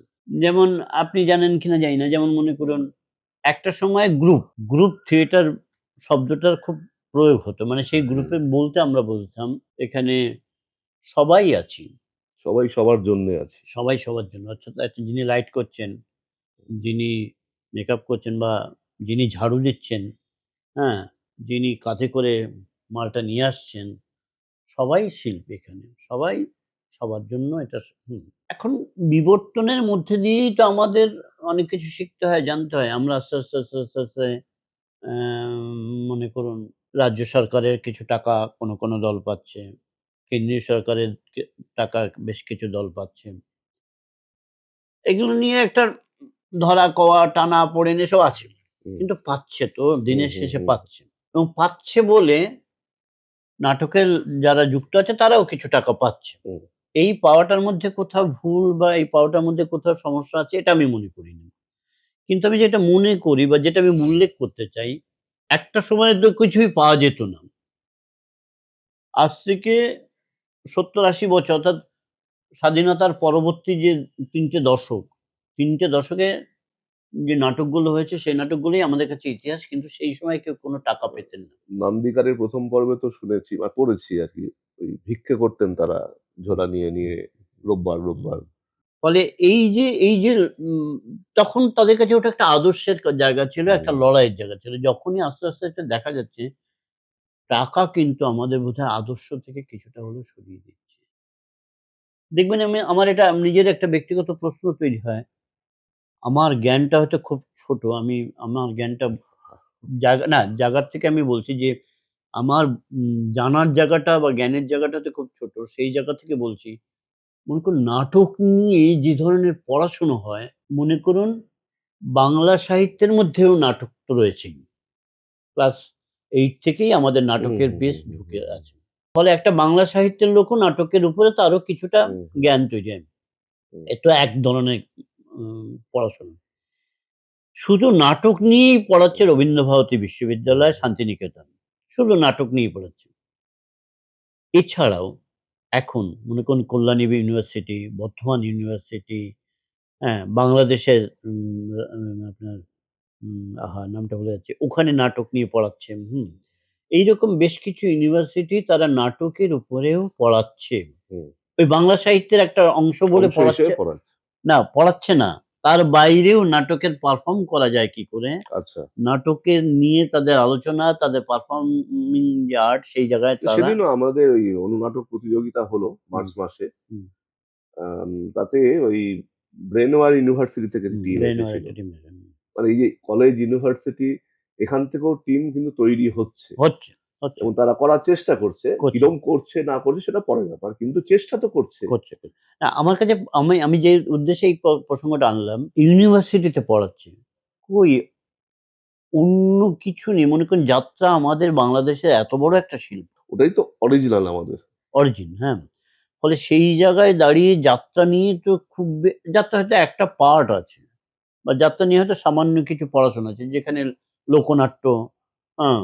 উ কে ধরা হয় সেই জায়গায় যাত্রাটাও কিছুটা এসে যায় কখনো হয়তো। তাও সবসময় আসে না। কিন্তু যাত্রা নিয়ে তো এই পড়াশোনাটা হচ্ছে না। নাটক নিয়ে হচ্ছে। কিন্তু নাটক নিয়ে হচ্ছে। কিন্তু যাত্রা নিয়ে একটা বিশাল আজকে এই মুহূর্তে আবার একটু বেটার হচ্ছে। মাঝখানে বছর ১৫-২০ নাটক যাত্রার অবস্থাটা একটু খারাপ হয়েছিল। হুম, মানে টিভির সৌজন্যে যাত্রার শো অনেক কমে গেছিল। কিন্তু ইদানিং আবার একটু বাড়ছে। এবং এখনো পর্যন্ত আমার পরিচিত অন্তত ৭-৮ জন আছে যারা যাত্রাকে কেন্দ্র করেই বেঁচে আছে। যেমন মনে করুন এই মুহূর্তের নাটকের ১ নম্বর শিল্পী দেবশঙ্কর হালদারের বাবার নাম হচ্ছে অভয় হালদার। হুম। এই অভয় হালদার তিনি যাত্রার মানে ১ নম্বর ভিলেন ছিলেন এবং বেশ দীর্ঘ পিরিয়ড ধরে প্রায় ২০ বছর ধরে উনি ১ নম্বরে ভিলেন। হ্যাঁ? এবং ওই করেই ওরা ৪ ভাই। মানে যেহেতু এরা আমি যে পাড়ায় থাকি সেই পাড়ায় থাকি বলে পরিচিত ওরা। ওরা ৪ ভাই, ওই ৪ ভাইয়ের সংসার, হ্যাঁ? কে যাত্রা করেই তো তিনি চালিয়েছেন। কোন নাটক তো এই ক্ষমতা কাউকে দেয়নি। আমি আমার পুরো সংসারটা এর নাটক করে চালাবো, এর কারণ কি? সমু মিত্রও পারেননি। কিন্তু উৎপল দত্তও পারেননি। আমাদের যে বাংলা প্রফেশনাল থিয়েটার ছিল সেখানে তো সম্ভব ছিল। হ্যাঁ, ওইটা তো প্রফেশনাল শব্দটা আপনি যুক্ত করলেন। তা এবং সেটা যে সম্ভব নয় তার জন্যই সেটা উঠে গেল। না তারা কিন্তু দীর্ঘ বছর ধরে সেটা ছিল। দীর্ঘদিন ছিল সেটা। ছিল, দীর্ঘদিন ছিল এটাও হয়তো অনেকটা সত্যি। কিন্তু সেখানে তো বিনোদনটা ভয়ংকরভাবে বেশি ছিল। কিন্তু হুম। নাটকের কথা তো বিনোদন নিয়েই শুধু বলে না। আমার এই সমাজে আমার তাহলে এই পয়েন্টটা ধরে বলি, এই যে বলে না, শুধু হুম, বিনোদনের কথা বলে না। হুম, মেসেজ দিতে হবে কোনো হুম। সমাজকে, উত্তরণের কোনো মেসেজ দিতে হবে। এই জিনিসটাই কি ওই যে যেটা একটু আগে বললেন, যাত্রা করে সে সংসারটা চালায়। হুম। ওই চিন্তা ভাবনাটার জন্যই কি নাটক করে সেটা সম্ভব হলো না আমাদের এখানে? এবার এখানে ২ টো প্রশ্ন। আপনি উদাহরণটা আমি কারণ একটা মানুষ উদাহরণ তো এন্টারটেইনমেন্ট খোঁজে। যারা মানে বিশদ আকারে যে মানুষ, প্রচুর মানুষ যেটা, তারা তো মূলত এন্টারটেইনমেন্ট এর জন্য সিনেমা দেখেন, যাত্রা দেখছেন হুম, এবং তার ফলে যাত্রা শিল্পীদের, সিনেমা শিল্পীদের, সিরিয়াল, টিভি, ওয়েব সিরিজ যাই বলুন না কেন এখন হুম, তাদের সংসার চলছে। হুম, কিন্তু নাটক করে সংসার সেভাবে চলছে না। চলছে। ২-৪ জন হয়তো করতে পেরেছেন, বাদবাকি চলছে না। এটার জন্য কি এই মানসিকতাটাই দায়ী? না, আমি এইটার উত্তরটা না একটু ঘুরিয়ে দিচ্ছি। সেটা হচ্ছে আমাদের এই পারফর্মিং আর্টের মধ্যে সিনেমাটাও তো অবশ্যই পারফর্মিং আর্ট, হ্যাঁ? একদম, সিনেমা বোম্বে ইন্ডাস্ট্রিতে সবচাইতে বেশি পয়সা পাওয়া যায়। একদম। এখন বোধহয় সেটা আবার সাউথে চলে গেছে। একটা মনে করুন অমিতাভ বচ্চন বা শাহরুখ খানের মতন নায়করা যখন একটা সিনেমা করে, যা পয়সা পায় এখানের একটা মিডিওকার অভিনেতা সারা জীবন ধরে সিনেমা সিরিয়াল করে ওরা একটা সিনেমা করে যা পয়সা পায় তা সারা জীবনেও তা পায় না। মানে এতটাই ফারাক। এতটাই। তবু এরাও বেঁচে আছে। ওইটা করেই খেয়েই বেঁচে আছে। প্রশ্নটা আমার এই জায়গাটা না। প্রশ্নটা হচ্ছে আপনি তো এন্টারটেইনমেন্ট এর জন্য হাসি পছন্দ করেন। হ্যাঁ, বোম্বেতে অনেক হাসির নাটক আছে, সিনেমা আছে। আপনি দুঃখ পছন্দ করেন, আপনি মারামারি পছন্দ করেন, আপনি দৃশ্য দেখতে পছন্দ করেন, আপনি সিনারি দেখতে পছন্দ করেন, সাগর, সমুদ্র, পাহাড় সব হুম, আছে। হুম। হুম, হুম। কিন্তু এটা একটা দুঃখের বিষয় যে আপনি চিন্তা করতে পছন্দ করেন না, তার জন্য আমি তা নাটক বলছি আছে। না। আমি ওই তাই জায়গাটা তো? বলছি না। যারা সারা পৃথিবীর সিনেমাকে পুরস্কৃত করে, তারা কেন এই সত্যজিৎ রায়, মৃণাল সেন, ঋত্বিক ঘটক, শ্যাম বেনেগল, আদু গোপালাচারিয়া এদেরকে কেন পুরস্কার করে? বা আরো পরবর্তীতে আরো ওদের অনুগামী যারা আছে, হুম। তাদেরকে বারবার কেন পুরস্কার দেয়? আচ্ছা এটা আমি একটু কেন আটকাচ্ছি। ওদেরকে দেয় না? হুম, একটু আটকাবো। হুম, বলুন। এটা এই প্রসঙ্গেই আটকাবো হুম, আরকি। হুম, হুম, ঋতুপর্ণ ঘোষের হুম, মানে শ্রদ্ধেয় পরিচালক তার একটি এরকম ইন্টারভিউতে আমি উনার মুখে শুনেছিলাম যে মানে দেখেছিলাম আরকি। যদি কমার্শিয়াল সিনেমা না বাঁচে তাহলে আমি আমার যে ছবি আমি তৈরি করি, যে ধরনের ছবি তৈরি করি, তাহলে সেই ছবি আমি তৈরি করতে পারব না। হুম। ইন্ডাস্ট্রিতে কমার্শিয়াল সিনেমাটা ভালো মতন বেঁচে থাকা দরকার। তবে আমরা এরকম এক্সপেরিমেন্টাল কাজ করতে পারবো। কারণ ইন্ডাস্ট্রিটাই বাঁচবে না তো। আমি কাকে নিয়ে কাজ করব? যদি কমার্শিয়াল ছবি তো পেটে ভাত দেয়, টেকনিশিয়ানদের পেটে ভাত দেয়, পরিচালক, অভিনেতা সবাইকে মিলিয়ে।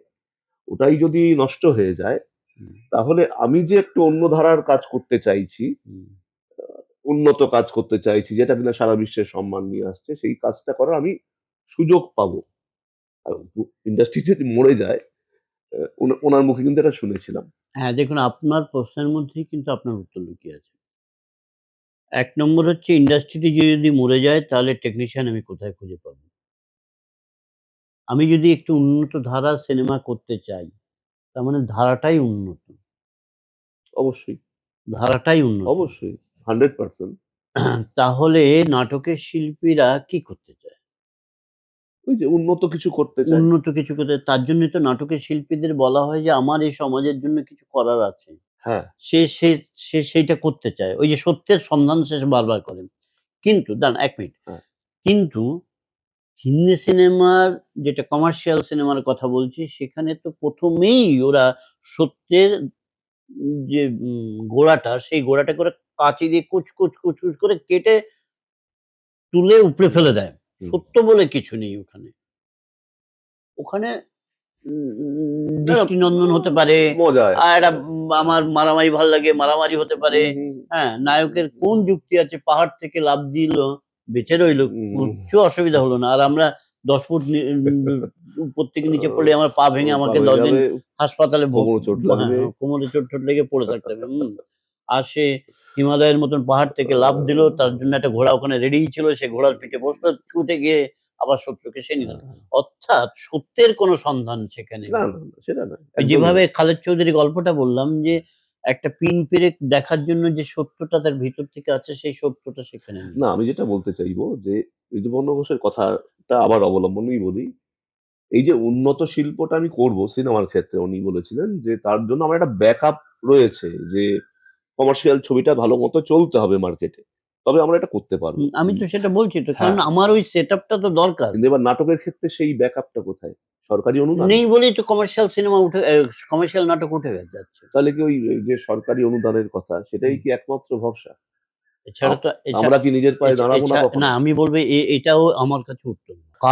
কারণ হচ্ছে ওই যে মনে করুন, আমার জানাটা হয়তো একটু ভুল হতে পারে। যেহেতু আমি একসময় নান্দিকারের সঙ্গে যুক্ত ছিলাম। ৯০ সালের পর ১৯৯০ সালের পর নান্দিকা জাতীয় ফেস্টিভ্যাল করতে শুরু করল। হুম, এই জাতীয় ফেস্টিভ্যালকে কেন্দ্র করে এবং রুদ্রপ্রসাদ সেনগুপ্তের মতন আ ঐরকম একটা পণ্ডিত মানুষ, হুম? তার মুখের দিকে তাকিয়ে শুধু সেন্ট্রাল থেকে উৎসব করার জন্য কিছু টাকা রুদ্রদা বলে কয়ে, হুম, হ্যাঁ? নিয়ে আসার ক্ষমতা তার ছিলেন। এইখান থেকে সেন্ট্রাল গভর্নমেন্টের ফিনান্স ডিপার্টমেন্ট, এই কালচারাল ডিপার্টমেন্ট হুম। তাদের দেওয়া শুরু করল। এটা করতে এখন বিভিন্ন রাজ্যের বিভিন্ন দলকে তারা দিচ্ছে। কারণ এটা হচ্ছে আমাদের ওইটাই। ওটাই তো শিল্পটা। কিন্তু সবচেয়ে বেশি গ্রান্টই কিন্তু ওয়েস্ট বেঙ্গল থেকে। সবচেয়ে বেশি গ্রান্ট যারা পান হ্যাঁ, থিয়েটারের জন্য, হ্যাঁ। আ সেটা ওয়েস্ট বেঙ্গল থেকে। এটা তো এ স্বাভাবিক চয়েস। এবং সেটা হ্যাঁ, সেটা কি আমাদের ওয়েস্ট বেঙ্গলের থিয়েটারের কোয়ালিটি উন্নত? নাকি আমরাই সবচেয়ে আর্থিকভাবে দুর্বল না, সারা ভারতবর্ষের মধ্যে? দুটোই সত্যি। আপনার কথা অনুযায়ী দুটোই সত্যি। কেন সত্যি? আমি এই কথাটা বলার জন্য আবার একটা গল্প করি। হুম, হুম। ভারতীয় শিল্প কি? এটা যদি বোঝাবার জন্য একটা গল্প। এবং যে শিল্পটাকে আমরা বাঙালিরা, বাংলার পশ্চিমবঙ্গের লোকেরা আ মেনে চলছি। যার জন্য এখানে রবীন্দ্রনাথ তৈরি হয়, সত্যজিৎ রায়ের তৈরি হয়, রবিশঙ্কর তৈরি হয়, এখান থেকেই সব তৈরি হয়। এখান থেকে সৌম্য মিত্র তৈরি হয়, এখান থেকেই উৎপল দত্ত, অজিতেশ বন্দ্যোপাধ্যায়, সারা ভারতবর্ষে আর কোথাও দিয়ে তৈরি হয় না। এই শিল্পটা হচ্ছে এইরকম শিল্প। এটা ওই সম্ভবত খালেদ চৌধুরীর বইতেই আছে। হুম। একজন ইউরোপের এক সম্রাটের রাজপ্রাসাদে একটা ছবি। ছবিটা উনি দেখে, যিনি সম্রাট তিনি মাঝে বেশ তার ভালো লাগা তৈরি হতো। কিন্তু তিনি সেই জায়গাটায় তো যেতে পারতেন না। ওই ছবিটার যেই জায়গার ছবি, সেই জায়গায় যেতে পারতেন না। রাজকার্যের জন্য, ব্যস্ততার জন্য যেতে পারেন। কিন্তু ওই ছবিটার দিকে তাকালে উনি কিছুটা সেই অনুভবটা পান বলে ওই ছবিটাকে তিনি আঁকিয়ে ঘরে গেলেন।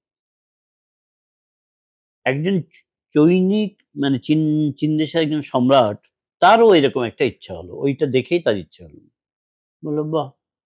আমার চীনেও তো এরকম একটা জায়গা আছে, অসাধারণ তার সৌন্দর্য। আমার তো দারুণ লেগেছিল। আমি ওই জায়গাটা দেখার জন্য মা-বাবাকে কতবার বলেছি। মা-বাবা আমাকে কয়েকবার নিয়ে গেছে। তারপরেও যখন বড় হয়েছি, আমি নিজেও বহুবার গেছি। ওই জায়গার ছবিটা, এখন তো আমি এখানকার সম্রাট হয়ে গেছি। হুম, এখন আর আমার পক্ষে তো যাওয়া সম্ভব না।" ফলে সেই মুহূর্তে চীনের যিনি সবচাইতে ভালো চিত্রকর, তাকে ডাকলেন। বললেন যে, "আমার ওখানকার একটা ছবি চাই।" তো বলল, "যথা আজ্ঞা মহারাজ।" তাকে পাঠিয়ে দেয়া হলো। তার খাওয়া-দাওয়া, থাকা, হুম। যাতে কোনো অসুবিধা না হয় সেরকম ব্যবস্থা-ট্যাবস্থা করে দেওয়া হলো। ১ মাস যায়, ২ মাস যায়, ৩ মাস যায়। ছবি আসে না। ছবি আর আসে না। ৩ মাস বাদে যখন সেই চিত্রকর আসেন, এসে বললেন যে, "বাহ! তুমি এসেছো? আমি তো তোমার জন্য মানে প্রতি মুহূর্তে ভাবছি। দাও তো ছবিটা, কি ছবি এঁকেছো? নিয়ে এসো, দেখো কোথায়, গাড়িতে আছে?" হ্যাঁ? তা বললাম, "না মহারাজ, আমি তো ছবি আঁকিনি।" বলে, "মানে? আমার কথার অগ্রাহ্য করেছো তুমি? এই তো তোমার বড় সাহস।" বলল, "না, আপনি তো ওখানকার একটা ছবি চেয়েছেন।" বলল, "হ্যাঁ, তো তুমি বসবে ওখানে, তুলি, রং দিয়ে একটা ছবি আঁকবে, নিয়ে চলে আসবে। তোমার যা প্রয়োজন তুমি বলবে, আমি পাঠিয়ে দেব। হুম, তোমার তো কোনো কিছুর অভাব নেই। সে দায়িত্বটা আমার। তুমি শুধু আঁকবে। তুমি দেশের সবচাইতে বড় আর্টিস্ট, তুমি আঁকবে। এইটুকুই তো তোমার কাজ। তার জন্য আমি তোমাকে পুরস্কৃত করব। হুম। তুমি যা চাইবে আমি দিয়ে দেব। কিন্তু তুমি এখনো আঁকোনি কেন?" বলল, "আপনি তো শীতকাল কেমন হয়, গরমকাল কেমন হয়, বর্ষাকাল কেমন হয়, সেটা বলে দেননি। বা সন্ধ্যেবেলায় ওই ওইখানকার দৃশ্যটা কেমন লাগে, সন্ধ্যের একটা ছবি তুমি তুলে নিয়ে হুম। এসো। আপনি তো সেটা বলেননি। তাহলে তো আমি সকালবেলা, সন্ধ্যেবেলা যে সময়টা চাইতেন, আমি গিয়ে একটা ছবি তুলে নিয়ে সেটা আঁকতে শুরু করতাম। ১ দিন ২ দিনের কাজ আমি এঁকে দিতাম।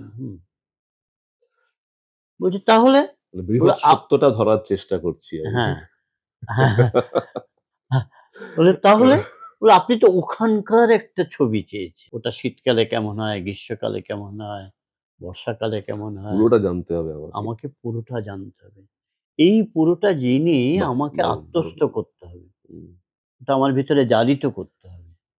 আমার ভিতরে যখন জারিত হবে তখন ওখানকার একটা ছবি তৈরি হবে।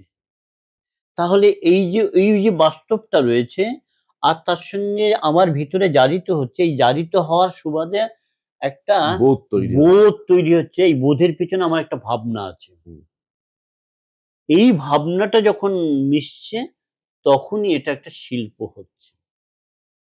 বলছেন বাহ! এটাই এ দারুণ, দারুণ কথা। এটাই হচ্ছে ভারতীয় শিল্পের আত্মা।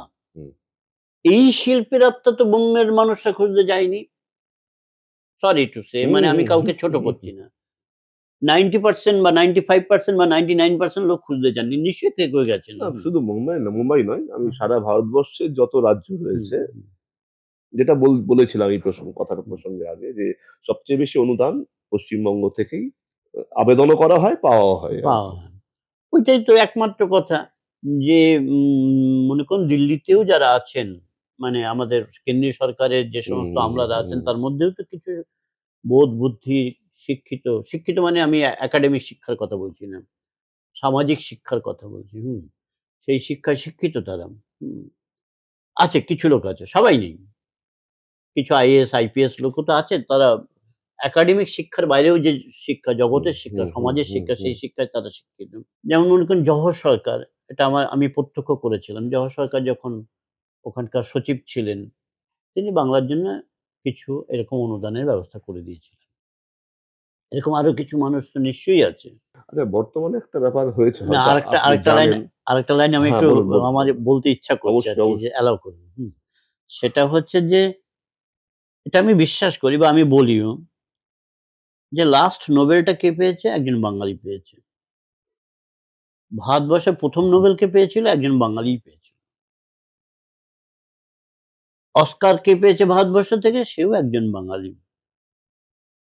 এখনো পর্যন্ত পৃথিবীর বিখ্যাত পুরস্কারগুলো কেন বাঙালিরাই পায়?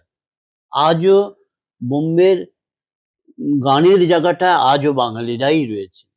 এখন একটু কমেছে একটু কিন্তু কমেছে হ্যাঁ, কিন্তু আজও রয়েছে। রয়েছে। কমেছে, কমেছে একটা নিশ্চয়ই সময় তো পুরোটাই প্রায় পুরোটাই ছিল। ছিল। অর্থাৎ যেখানে শিল্পটা ভয়ংকরভাবে উম তার আত্মাকে বুঝতে চায়, বোধকে বুঝতে চায়, মননকে বুঝতে চায়, সেখানে বাঙালির বিকল্প কিছু নেই। বাঙালির মননের বোধের বিকল্প কিছু নেই। আরেকটা কথা না বললেই নয়, আমাদের নাটকগুলো যদি আমরা ফলো করি, আমাদের নাটকের মধ্যে সেভাবে প্রচুর লাইটের কাজ আমরা দেখিনি। আপনি দিল্লির একটা নাটক বা বোম্বের একটা নাটক যদি দেখেন মাথা খারাপ হয়ে যাবে। ৩-৪ লাখ টাকা খরচ হয়। ৩-৪ লাখ টাকা শুধু লাইটেই চলে যাবে। একটা প্রোডাকশন এর জন্য তাদের ৳৩-৪ লাখ বিশাল। টাকা না, একটা প্রোডাকশন এমনও প্রোডাকশন আছে যে ৳১,০০,০০,০০০ খরচা হয়। ভাবতে পারব না। ভাবতে পারব না। মানে আমাদের পশ্চিমবঙ্গের ছোট দলগুলো সবার পেট ভরে যাবে। হ্যাঁ, একদম। ছোট দলগুলো সবার পেট ভরে যাবে, হ্যাঁ? কিন্তু একটা প্রোডাকশনকে কেন্দ্র করে ৳১,০০,০০,০০০ ও খরচা হয়েছে, এই রেকর্ড আছে। একবার মানে এখানেও আরেকটা গল্প বলি। গল্প বললে সহজে পরিষ্কার হুম, হয় হুম, বিষয়গুলো। রাজ কাপুর তখন বোম্বে ইন্ডাস্ট্রির ১ নম্বর ব্যক্তিত্ব। সব দিক হুম। থেকে। অভিনেতা, পরিচালক, ইন্ডাস্ট্রির প্রভাব প্রভাব, সব দিক দিয়ে ১ একদম। নম্বর। তখন রাজ কাপুরকে একজন প্রশ্ন করেছিলেন, একজন সাংবাদিক প্রশ্ন করেছিলেন যে, "স্যার, এই মুহূর্তে তো আপনার সিনেমা বিদেশেও দেখানো হচ্ছে। হুম, অভিনেতা হিসেবেও আপনি অসাধারণ। পৃথিবীর যেকোনো অভিনেতা, অভিনেত্রীকে আপনি চান, সেটা আপনি সহজেই পেয়ে যাবেন। সে ভাবনা আপনার না। আপনার চাওয়াটা আপনার ভাবনা।" ইভেন 'মেরা নাম জোকারে' রাশিয়ান অভিনেত্রী নামটা ভুলে যাচ্ছি। উনি কাজ কাজ করেছিলেন করে। এবারে। হ্যাঁ, এবং বলছেন টেকনিক্যাল জায়গায় যাকে সারা পৃথিবীর শ্রেষ্ঠ বলে মনে হবে আপনি তাকে হুম, নিতে পারেন। টেকনিক্যাল ক্যামেরাম্যান, এডিটিং এই সেই হাবিজাবি সমস্ত ব্যাপারে আপনার আসলে পছন্দটা আপনার হুম। জানাবেন, সাপ্লাই করার দায়িত্ব আমাদের। আপনি একটা সত্যজিৎ রায়ের মতন একটা সিনেমা তৈরি করবেন। শুধু আমাদের ওই একটা চাহিদা। আপনি শুধু সত্যজিৎ রায়ের মতন একটা সিনেমা তৈরি করুন। উনি অনেকক্ষণ বলল, "না, এটা আমি পারব না, এটা আমি পারব না।" ফলে আমাদের এখানে অর্থ নেই। এটা মেধা আমাদের আমাদের জন্মগত হয়তো ব্যাপার। হ্যাঁ, মেধা আছে। কিন্তু মেধাটা আমরা এই মগজটা দিয়ে যে থিয়েটারটা করতে হয়, সেই মগজটা আমাদের অনেকের তুলনায় হয়তো বেশি। আচ্ছা, বুঝলাম। আ সরকারি অনুদান নিয়ে আ সরকারি অনুদান নিয়ে যে অবশ্যই আমাদের এই পডকাস্টটা আজকে শুট হচ্ছে এপ্রিল মাসে। এটি বেরোতে আরো ২-৩ মাস লেগে যাবে আরকি। আমরা অনেকগুলো শুট করব তো। তখন কি পরিস্থিতি থাকবে আমি জানি না। কিন্তু আপনি নিশ্চয়ই শুনেছেন রিসেন্ট যে প্রায় ১০০ টির উপর দলের অনুদান এবার বন্ধ করে দেওয়া হয়েছে। এবং সে নামকরা প্রচুর আমি সন্দর্ভের কথা জানি। আ সৌম্যদার সাথে কথা হচ্ছিল। সৌম্যদা দিল্লিতে বসে রয়েছেন এখনো। এই প্রোটেস্ট করা এসব একটা চলছে আরকি। সেই দলগুলো যেগুলো নামকরা দল, যারা অতটা নাম নয় তারা তো আছেই। তারা এই অনুদানটা বন্ধ হওয়া মাত্রই বিপদে পড়ে গেছেন। সৌম্যদাদের কথাই বলি মানে সন্দর্ভের কথা বলি। ওনাদের ২৭ সালে ৫০ বছর পূর্তি সন্দর্ভে। সে নিয়ে একটা বিশাল একটা প্ল্যান প্রোগ্রাম শুরু হয়েছিল। আলোচনা করছিলেন কিছু। চিন্তায় পড়ে গেছেন কি করে করব? কারণ আমার তো অন্য কনসাইজ করে কিছু ভাবতে হবে যদি সত্যিই না পাওয়া যায়। এই যে ব্যাপারটার কথা যে অনুদানটা যেইমাত্র বন্ধ হয়ে গেল, কোন কারণ যাই হোক না কেন পলিটিক্যাল হোক, যা খুশি হোক না কেন, অমনি যে দলগুলো অনুদান নির্ভর করে এত ভালো কাজ করছিলেন এতদিন ধরে, তারা বিশাল একটা বিপদে পড়ে গেলেন। কি করে চালাবো? এইটা কি কাম্য? যে মানে অনুদান বন্ধটা তো আমি পলিটিক্যাল প্রশ্নে চলে যাচ্ছি। কিন্তু একটা দল যেইমাত্র এতদিনের দল অনুদান বন্ধ হয়ে যাওয়া মাত্রই বিশাল রকম বিপদে পড়ে যাওয়া। তার মানে তাদের তো নিজেদের পাটা তো সেভাবে শক্ত হয়নি তাহলে। আমি কোন দলের নাম করে বলছি না কিন্তু যারাই বিপদে পড়ছেন এইটার জন্য তাদের কথা ভেবে বলছি আরকি। তাহলে কি নিজেদের পাটা শক্ত হওয়াটা বঞ্চিত হচ্ছে সেই অনুদান নিয়ে চলার বছরের পর বছর ধরে চলার জন্য? এইটা প্রশ্ন। এটা প্রশ্ন। আমি এই প্রশ্নে যাওয়ার আগে আমি আপনাকে ঘুরিয়ে প্রশ্ন করছি না, কিন্তু আমার জিজ্ঞাস্য, আপনি পশ্চিমবঙ্গের আমাদের দ্বারা, আমাদের অগ্রজদের দ্বারা ১০ টা নাটকের নাম বলুন। সেই ১০ টা নাটকের মধ্যে মানে আজকের আগে হুম, হুম, হুম, থেকে, হুম, হুম, হুম। একবার স্বাধীনতার পর থেকে আজ পর্যন্ত ১০ টা নাটকের নাম বলুন। সেই ১০ টা নাটকের মধ্যে এই অনুদানের ব্যাপারটা ব্যাপক আকারে এসেছে বছর ১০ হবে, মানে ব্যাপক আকারে। ব্যাপক আকারে। ঠিক। হুম। মানে অনেক ছোট দলও পাচ্ছে। হুম, হুম, হুম। হুম, আগে তো সেটা ছিলই না। কিছু ছিলই। মাথার উপরে কিছু মানুষই হয়তো সেটাই বললাম, আমার সম্ভবত ৯০ এর দশকে হ্যাঁ, শুধু ফেস্টিভ্যাল করার জন্য রুদ্রদা একটা হ্যাঁ, আয়োজন করতেন। হুম, এবং জাতীয় নাট্য উৎসব এখন বলে এখন একটা, এখনো চলছে এখনো সেটা। চলছে হ্যাঁ, সেটা। রুদ্রপ্রসাদ সেনগুপ্ত ওটা করতেন। হুম। হুম। তার পরবর্তীতে তাকে দেখাদেখি আপনার PLTও কিছু ওই পেয়েছে। বলছি মানে ওই একদম ২ যারা ১ টা দল, যারা স্টলওয়ার্ড ২ ১ টা তারাই ৫ টা হ্যাঁ, হাতে গোনা হ্যাঁ, ৫-৬ টা হ্যাঁ। দল ব্যাস। হুম। এখন সেটা অনেকের কাছে পৌঁছেছে। এখন সেটা প্রায় ২০০-৩০০ দলের কাছে হুম, পৌঁছেছে। মানে হুম, পশ্চিমবঙ্গের। হুম। ছোট বড় সব মিলিয়ে। হুম। মানে আম মাস্টার, এ ছাত্র, সেটা কিন্তু একদিকে ভালো বলতে হবে। আমি ভালো যে মন্দের জায়গায় যাচ্ছি না। মানে সুযোগটা বাড়ানো। আল্টিমেটলি যদি আপনার কাজটাই আপনার প্রমাণ হয়, হুম, কাজ ছাড়া তো আপনি কিসের জন্য গ্র্যান্ট পাচ্ছেন? হুম, কাজের জন্য। হুম, হ্যাঁ? তাহলে কাজটার জন্য যদি আপনার প্রমাণ হয়, আল্টিমেটলি বৃক্ষ তোমার নাম কি? ফলে পরিচয়। হুম। তা ফলটা যদি পরিচয় হয়, আমি আপনাকে ওই জায়গা থেকেই প্রশ্নটা করছি যে ১০ টা নাটকের নাম বলুন। আপনি ২০ টা নাটকের নামও বলতে পারেন, আপনি ১০০ টা নাটকের নামও বলতে পারেন। কিন্তু ধরে নিলাম ১০ টা নাটক। তার থেকে বাস্তবে ১০ টা নাটকের নাম বলুন। যে ১০ টা নাটকের মধ্যে লাস্ট ১০ বছরের নাটকগুলো আছে। অনেক অধিকাংশই আছে। কারণ এই ১০ বছর ধরে তো তারা এইড পাচ্ছে। অর্থনৈতিক ভাবনাটা তো তাদের নেই। কেয়া চক্রবর্তী ওদের গলার হার বাধা দিয়ে তবে তাকে রঙ্গনায় থিয়েটার করতে যেতে হচ্ছে। এইটা তো নেই। হুম, এটা তো তাদের না, হচ্ছে না। না, না। হুম। ১০ কে বছরের মধ্যে বলতে গেলে শেকল ছেঁড়া হাতের খোঁজে বেশ। এরকম কিছু নাটকের কথা হয়তো মাথায় আসতে পারে। হুম। না, প্রথম আপনার জানা ১০টা নাটকের মধ্যে শিকলছাড়া হাতের কাছে আসবে। না ১০টা নাটক বলছি না, আমি। যদি একদম ১০টা নাটক বেছে দিতে বলা হয় হ্যাঁ, তার সেখানে মধ্যে আমি সেখানে হয় ১০ম স্থানে শিকলছাড়া হাতের কাছে আসবে অন্তত। না, আমি এই গত ১০ বছরে যে নাটকগুলো না, আমি এটার মনে মধ্যে দিয়ে রাখার আমি ওই মতো। তর্কে পার্টিকুলার কারো কোনো নাটক ধরে ওই তর্কে যাচ্ছি না। কিন্তু আপনি খুব ঠান্ডা মাথায় ভেবে দেখবেন যে হুম, ৮ টা নাটকই হচ্ছে যখন গ্র্যান্ড পাওয়া যেত না তখনকার।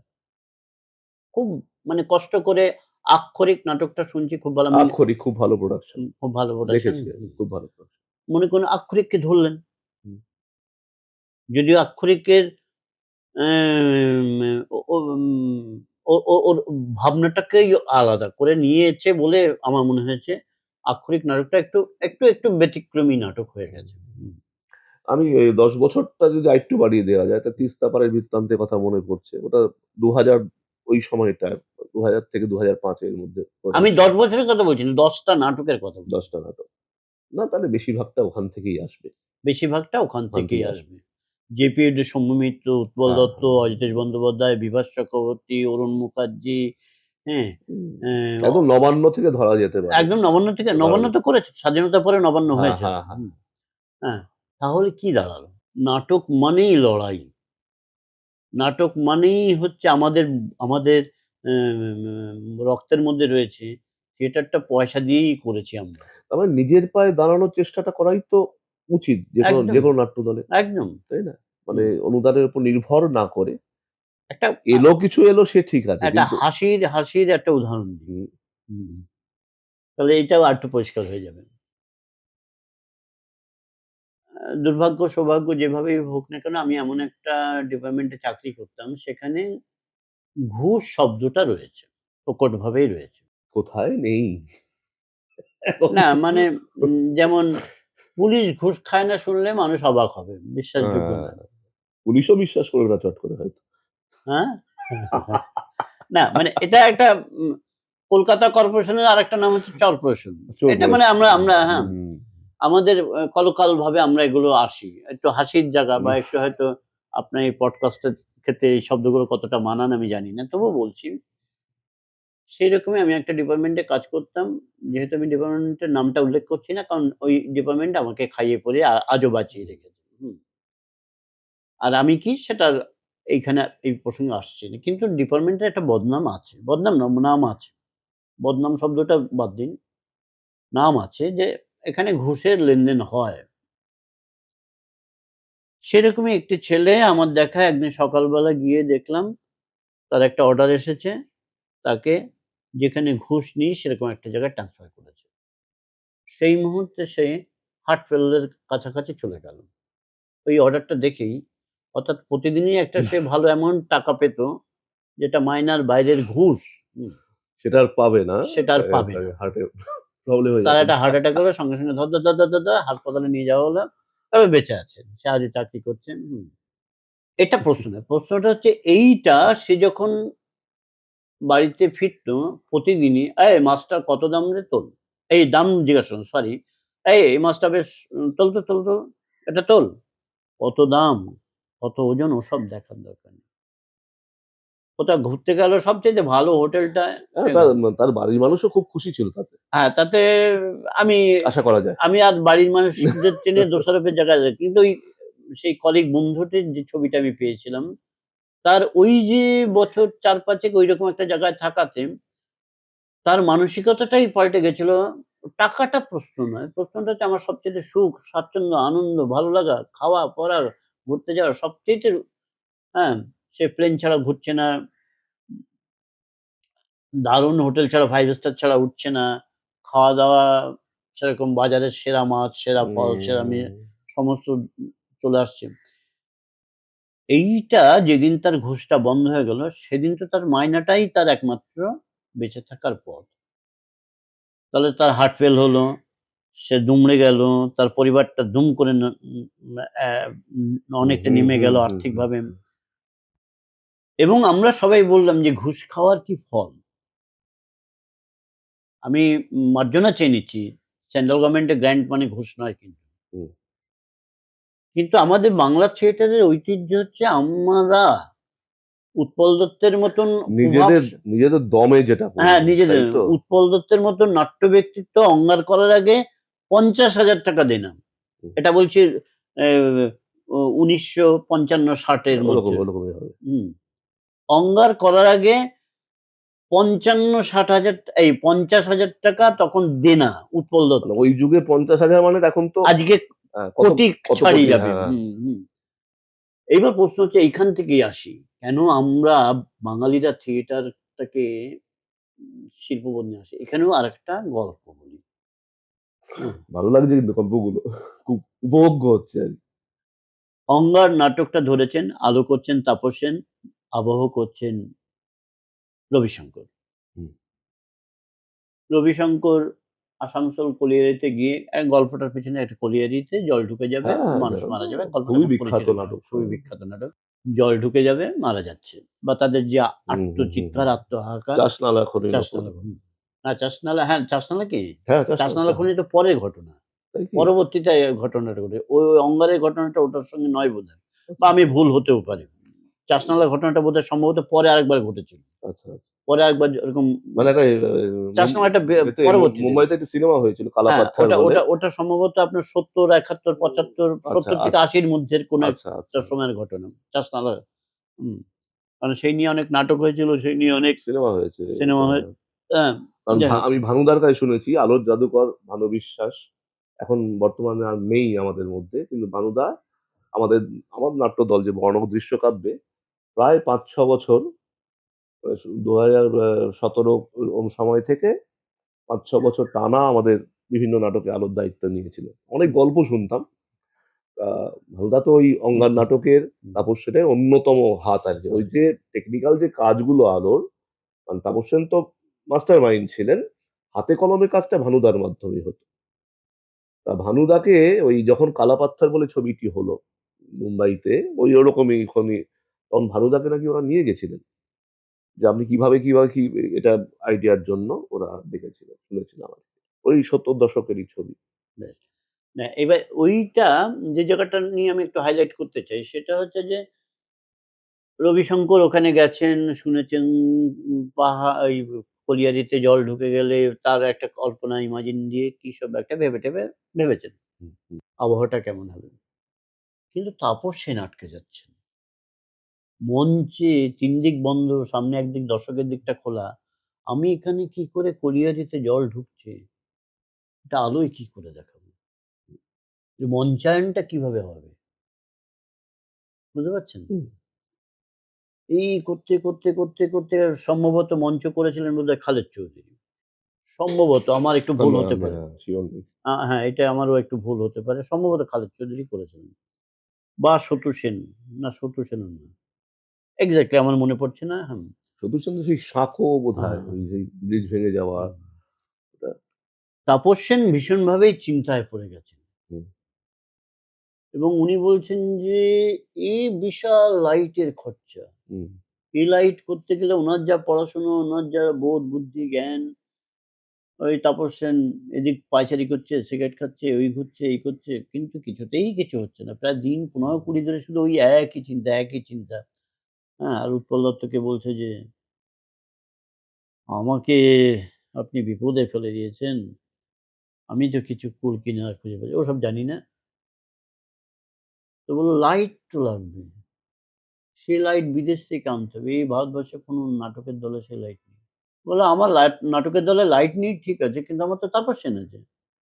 উৎপল দত্তের যেমন কথাবার্তা আমার তো তাপস সেন আছে। তাপস সেন বুঝবে ওটা।" বলছে বহুরূপীর কিছু লাইট আছে। বহুরূপীর নিজস্ব কিছু লাইট আছে। সেটা কিছু, সামান্য কিছু। আর তারা দেবেই বা কেন? আমাদের পরপর শো হবে। হুম, তারা দেবে কেন? হুম। ১ টা শো ২ টো শো এর জন্য চাওয়া যায়। কিন্তু পরপর শো এর জন্য তো চাওয়া যায় না। কূল কিনারা কিছুতেই খুঁজে পাচ্ছেন না। কি করবেন, কি করবেন না? রবিশঙ্কর তো একটা পথ তবু তার মতন করে ভেবে করেছেন। কিন্তু আলোটা কি করব? পাহাড়ে জল ঢুকছে, এই কলিয়ারিতে জল ঢুকছে। ওটাই তো সবচেয়ে বিখ্যাত। ওই হুম, নাটকটি হুম। যখনই আলোচনা হয় আলোর কথাটাই। এইবার যেটা আমরা গর্বিত বাঙালি, হ্যাঁ? যে জায়গাটা থেকে আমাদের এই অনুভবটা তৈরি হয় সেটা হচ্ছে তাপস সেন একদিন ওই মিনার্ভার পিছন দিকে হলে ভাঙা চুরো গার্বেজ যত আছে সব ওখানে সব জমা করা আছে এক হুম, জায়গায়। হুম, একটা সন্ধ্যেবেলার ঠিক আগ মুহূর্ত, আলোর ঝলকানি এই সেই দিয়ে ওই ভাঙা কৌটো বাটি হ্যাঁ, এম এম এম এম গুড়ের টিন, তারপরে বার্লির টিন, এসব টিন পড়ে আছে। তারপরে গার্বেজের মধ্যে সব উনি অসাধারণ কিছু উনার দৃষ্টিতে পড়ল যে, "আরে! আমি পেয়ে গেছি।" হুম, এবং বলল লাখ টাকা খরচা করে যে আলো করতে হয়, সেই আলোটা উনি বললেন কিছু বা যারা ওই হলের লোক তাদেরকে বলা হলো যে, "ওইখানটা পরিষ্কার করে যা কিছু গার্বেজ আছে সেগুলোকে আলাদা করো। আর নোংরা মাটি বা যেগুলো একেবারে গুঁড়ো হয়ে গেছে সেগুলোকে বাদ দাও। আর বাকিগুলো আমাকে দরকার।" উনি মঞ্চেতে ওইগুলো ভিতরে কৌটো সেট করলেন। হুম। তার পেছনে ব্যাপারটা হ্যাঁ, আলাদা।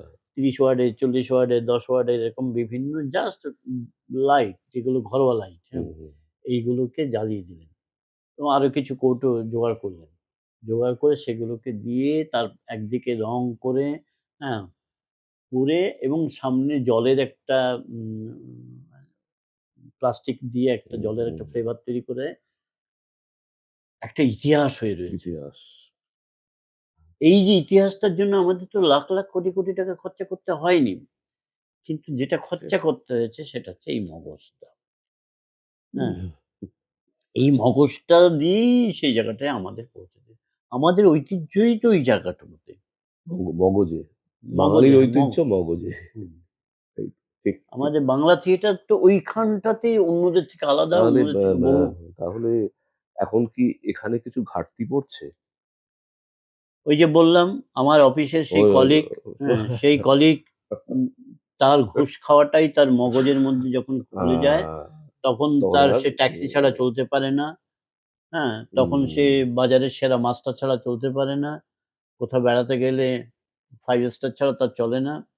হ্যাঁ? কোথাও জার্নি করতে গেলে সবচাইতে উৎকৃষ্ট প্লেন বা আম ব্যাস তখন আর মগজের কোনো কাজ নেই। মগজের কোনো কাজ নেই। ঠিক।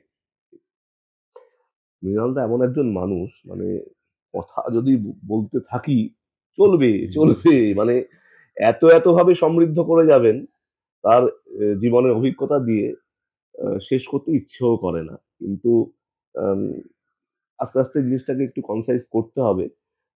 তবু আসলে কথা প্রসঙ্গে এমন কিছু পয়েন্ট উঠে এলো, আমার মনে হয় এই তো এটা নিয়ে তো একটা কথা বলা যেতে পারে। তার মধ্যে একটা কথা যে দুটো একটা জিজ্ঞেস করব যে বর্তমানে যিনি শিক্ষামন্ত্রী আমাদের পশ্চিমবঙ্গে শ্রী ব্রাত্য বসু। সবাই জানি আমরা। ভয়ংকরভাবে উনি নাটকের মানুষ একজন এবং আ নাটককার হিসেবেই তার প্রধানত খ্যাতি। পরবর্তীকালে তো রাজনীতি জয়েন করা বা মন্ত্রী হয় ইত্যাদি সে ঠিক আছে। যখন ব্রাত্য বসু আ স শিক্ষামন্ত্রী হলেন তখন কোথায় যেন আমাদের একটা দীর্ঘদিনের একটা প্রত্যাশা ছিল যে এই যে এবার হয়তো থিয়েটারটা সরাসরি আ আমাদের স্কুল শিক্ষা থেকে আরম্ভ করে মানে কেন বলছি যে এই যে থিয়েটারটা যে কি একদম শিশু বয়স থেকে তো মানুষ জানতে পারে না। সিনেমাটা কি কিন্তু একটা শিশুও জেনে যায়। টিভি আছে, কম্পিউটার আছে, মোবাইল আছে। থিয়েটারটা তখনই জানতে পারে যখন তার কোনো গার্ডিয়ান বা কোনো ক্ষেত্র থেকে তাকে নিয়ে কোনো থিয়েটার হলে গেল এবং আ দেখলো আচ্ছা থিয়েটার বলতে জিনিসটি এটাই। নতুন প্রজন্মর কাছে থিয়েটারকে পৌঁছে দিতে গেলে যদি একদম স্কুল শিক্ষা স্তর থেকে যদি থিয়েটারকে অন্তর্ভুক্ত করা যেত, তাহলে বোধহয় সেই সম্বন্ধে হ্যাঁ, মৃণালদা বলেছেন আপনি কিছুক্ষণ আগে যে হ্যাঁ, এখন কিছু আম ইউনিভার্সিটি, কলেজে থিয়েটার নিয়ে চর্চা হচ্ছে। সেটা হয়তো উনি এসেছেন শিক্ষামন্ত্রী হিসেবে তার একটা সুফল হলেও হতে পারে। কিন্তু একদম যে এসেনশিয়াল সাবজেক্ট হিসেবে স্কুল শিক্ষা স্তর থেকে থিয়েটারকে যদি বিদেশে অনেক জায়গায় আছে শুনেছি, মানে পড়েছি আরকি থিয়েটার, সিনেমা। তার ফলে ওদের খুব ছোট বয়স থেকেই কিন্তু এটার সম্বন্ধে আরো ভাস্ট একটা আইডিয়া থাকে। তার একদম ভেতরের ব্যাপারগুলো সম্বন্ধে। আগ্রহ তৈরি হয়। আচ্ছা এটা পড়েছিলাম দেখি তো ওটা কি জিনিস। সেটা কিন্তু আমাদের এখানে ওই কিছুটা যেন ওই কোইন্সিডেন্স, কার বাবা মায়ের কখন মনে হলো যে থিয়েটার দেখতে যাব, বা বেশিরভাগ যেটা হয় যে যারা নাট্যকর্মী বা নাট্যশিল্পী বা নাটক করেন, তারাই মূলত নাটকের হলগুলো গিয়ে নাটক দেখতে যান বা তাদের পরিবারকে নিয়ে যান। বেশিরভাগ ক্ষেত্রে এটা দেখেছি আমার। খুব বেশি দিনের অভিজ্ঞতা নয় আপনার মতো। তবু ৩৩ বছর করছি থিয়েটার। বেশিরভাগ যারা থিয়েটার দেখতে যান, বেশিরভাগ কিন্তু নাটকের সঙ্গে কোনো না কোনোভাবে যুক্ত মানুষ। বা এমনও কিছু মানুষ আছেন যারা নিয়মিত থিয়েটারটা দেখেন, এরকম আছেনও কিছু মানুষ।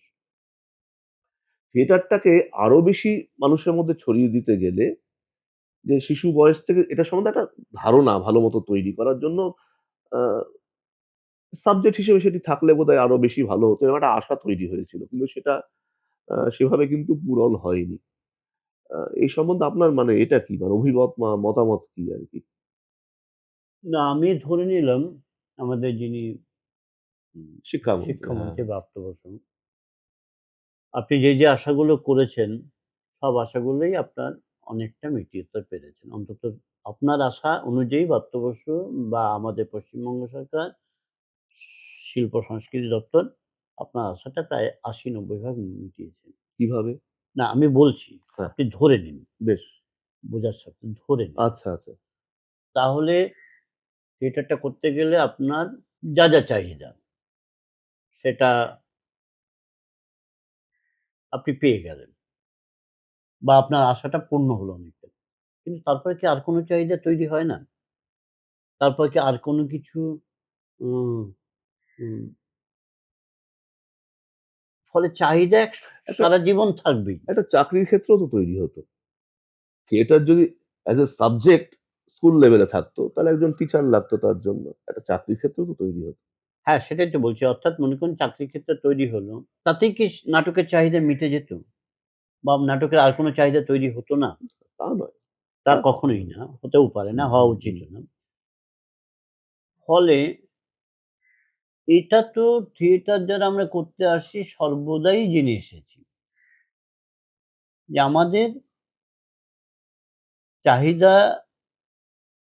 যেহেতু এটা একটা শিল্প, ১১ টা ছেলের পায়ে ভানুর কমিক অনুযায়ী ১১ টা বল দিয়ে দিন না, তাহলে তো সেটা ফুটবল খেলা হবে না। ১১ টা হুম, লোকই তো ফুটবল মারছে, হ্যাঁ, গোল করছে। হুম। তাহলে তো সেটা ফুটবল খেলা হবে না। ফলে শিল্প সংস্কৃতির আরেকটা ভাবনা তো হচ্ছে আপনার সামনে যে বাধাগুলো আছে, সেই বাধাগুলোকে আপনার বোধ, বুদ্ধি এবং আপনার পরিশ্রমের মধ্য দিয়ে অতিক্রম করা। এই বাধাগুলো আমাদের আজন্মকাল কিছু ছিল, কিছু মিটেছে, আবার কিছু তৈরি হচ্ছে নতুন করে। আমরা তো থেমে থাকিনি। মানে নাটকের কর্মীরা তো থেমে থাকিনি। হুম। যেকোনো জায়গাতে মনে করুন আজকে বাপ্ত বসু আছে, ভালো কেউ তার আগে আসবেন। হ্যাঁ। সত্য বসু ছিল, তার আগে রাম বসু ছিল, তার আগে শ্যাম বসু ছিল। ভবিষ্যতেও কেউ আসবেন। আবার হ্যাঁ, ভবিষ্যতেও হ্যাঁ, তো হ্যাঁ। যদু হুম, অনেকেই হুম। আসতে পারেন।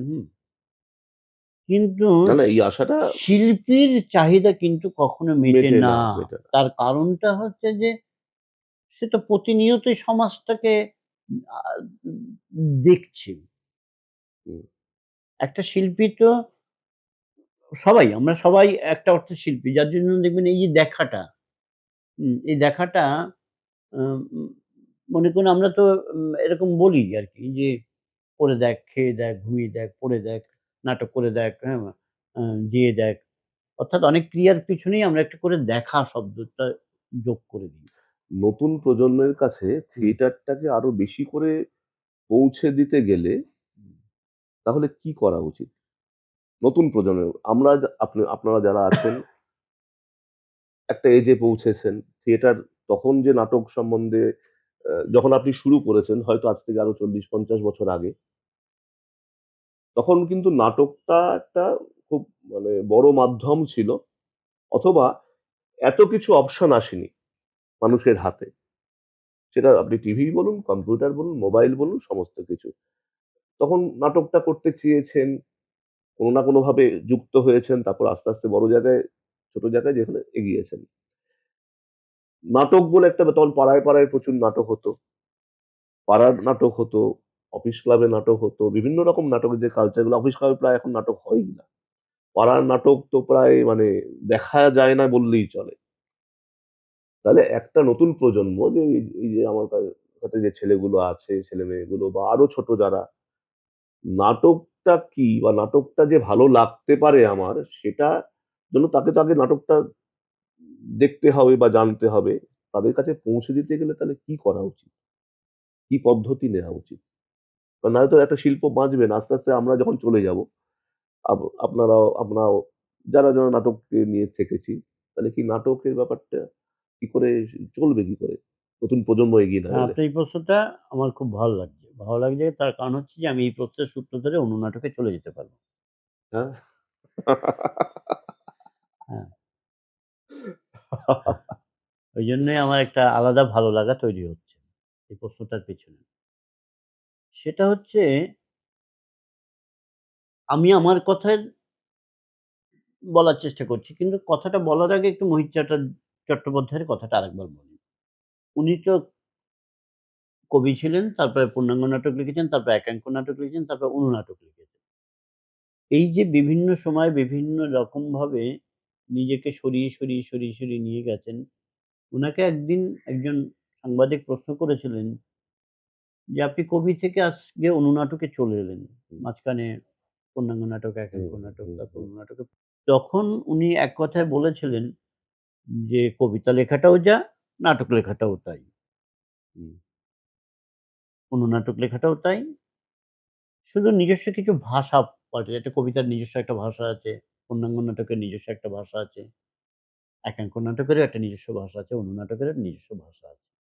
এই ভাষাটাকে আমাকে রপ্ত করে নিতে হয়েছে। কিন্তু বোধ, মগজ আর আমার দেখা সমাজ এগুলো সব একই আছে। ফলে একজন ছবি যখন আঁকে, যে বোধ নিয়ে আঁকে, সে বোধ নিয়েই তো সে কবিতাটাও লেখার চেষ্টা করে। শুধু ওই টেকনিক্যাল কিছু টেকনিক্যাল ব্যাপার। হুম, জায়গাটাকে হুম, মেইনটেইন হুম, করে হুম, সে হুম, কবিও। হুম, হুম। সে অভিনেতাও, সে নৃত্যশিল্পীও, সে সবকিছুই। শিল্পের যেকোনো আঙ্গিনাতেই সে তার স্বচ্ছন্দ বিচরণ সে করতে পারে। শুধু ওই টেকনিক্যাল কিছু জায়গা তাকে যদিও রপ্ত করে নিতে পারে। কারণ তার বোধ, মনন এবং দেখাটা তার তৈরি হয়ে গেছে। এই জায়গা থেকে মোহিত চট্টোপাধ্যায় ভাবতে শুরু করলেন যে, আপনাকে আমি বলেছি সেই বেদের যুগ থেকে হুম, হুম। নাটকেরও শুরু, অনুনাটকেরও শুরু। কিন্তু অনুনাটকের সেভাবে প্রচার-প্রসার হয়নি। কিন্তু শুরুটা হলেও রবীন্দ্রনাথও অনুনাটক লিখে গেছেন। হুম, লিখেছেন। ছোট, ছোট আছে আছে। হাস্যকৌতুক বিশেষ হাস্য কৌতুকের ওখানে অন্তত ৭ থেকে ৮ টা আছে। অনুনাটককে একদম আদর্শ অনুনাটক বলাই যায়। পরবর্তীতে এটা আমার নজরে পড়েছে, হ্যাঁ? যে মন্মথ রায়, হ্যাঁ? মন্মথ রায়। হ্যাঁ, হুম, এই ইতিহাসটাও সেভাবে আলোচিত হয় না। আমিও এটা পড়াশোনা করতে গিয়ে পেয়েছি। ১৯৬০ সালে তিনি একটা নাট্যগ্রন্থ লেখেন। তার নাম হচ্ছে বিচিত্র একাঙ্ক, সরি, বিচিত্র একাঙ্ক। সেই গ্রন্থের ভূমিকাতে উনি লিখে গেছেন, "বিন্দুতে সিন্ধু দর্শনের সে যুগ আসন্ন। অ্যাটম, বিন্দুর শক্তি।" হুম, এই শব্দগুলো তিনি তখনই লিখে গেছেন এবং বলছেন যে ১৫ মিনিটের নাটক, যে নাটক কোনো অংশেই বড় নাটকের থেকে কম শক্তি সম্পন্ন তা নয়। বরং সেটাই আমাদের আগামী দিন আরো অনেক বেশি দূর আমাদের নাট্য শিল্পকে এগিয়ে নিয়ে যাবে। তাহলে মোহিত চট্টোপাধ্যায় ভেবেছেন যে একটা পূর্ণাঙ্গ নাটক করতে গেলে যে টাকাটা খরচা হয়, ধরে নিলাম ৳১০০ খরচা হয়। একটা একাঙ্ক নাটক করতে গেলেও আমরা দেখছি ৳৫০ খরচা হয়ে যাচ্ছে। সেখানে একটা অনুনাটক করতে গেলে আমরা ৳৫ তেও করতে পারছি। যদি ৳১০০ একটা পূর্ণাঙ্গ নাটক করি, একটা একাঙ্ক নাটক ৳৫০ করি, একটা অনুনাটক ৳৫ তেও আমরা করে দিতে পারছি বা ৳১০ র মধ্যে হয়ে যাচ্ছি। ২ নম্বর হচ্ছে প্রচুর দল জন্মায়, ২, ৪, ৫ বছর চলে। তারপরে আস্তে, আস্তে হারিয়ে সে যায়। হারিয়েও যায়। একদিন তার মৃত্যুও ঘটে। এটা তো সত্যি। বহুরূপীর মতন দল যা আমাদের ইতিহাস শুধু নয়, আমাদের মগজের মধ্যে রয়েছে। যারা থিয়েটারের লোক, মগজের মধ্যে বহুরূপী সমন্বিত। হুম, আপনিও ছিলেন তো বহুরূপীতে, না বহুরূপীতে না। অন্য থিয়েটারে ছিলেন? অন্য থিয়েটারে ছিলাম, নান্দিকাতে ছিলাম। শুরুতে। হ্যাঁ, সুজন বা কি যেন নাটকটা? ওই সোজেন মাধব বল মালঞ্চি কন্যাতে আপনি কাজ মাধবী। করেছেন।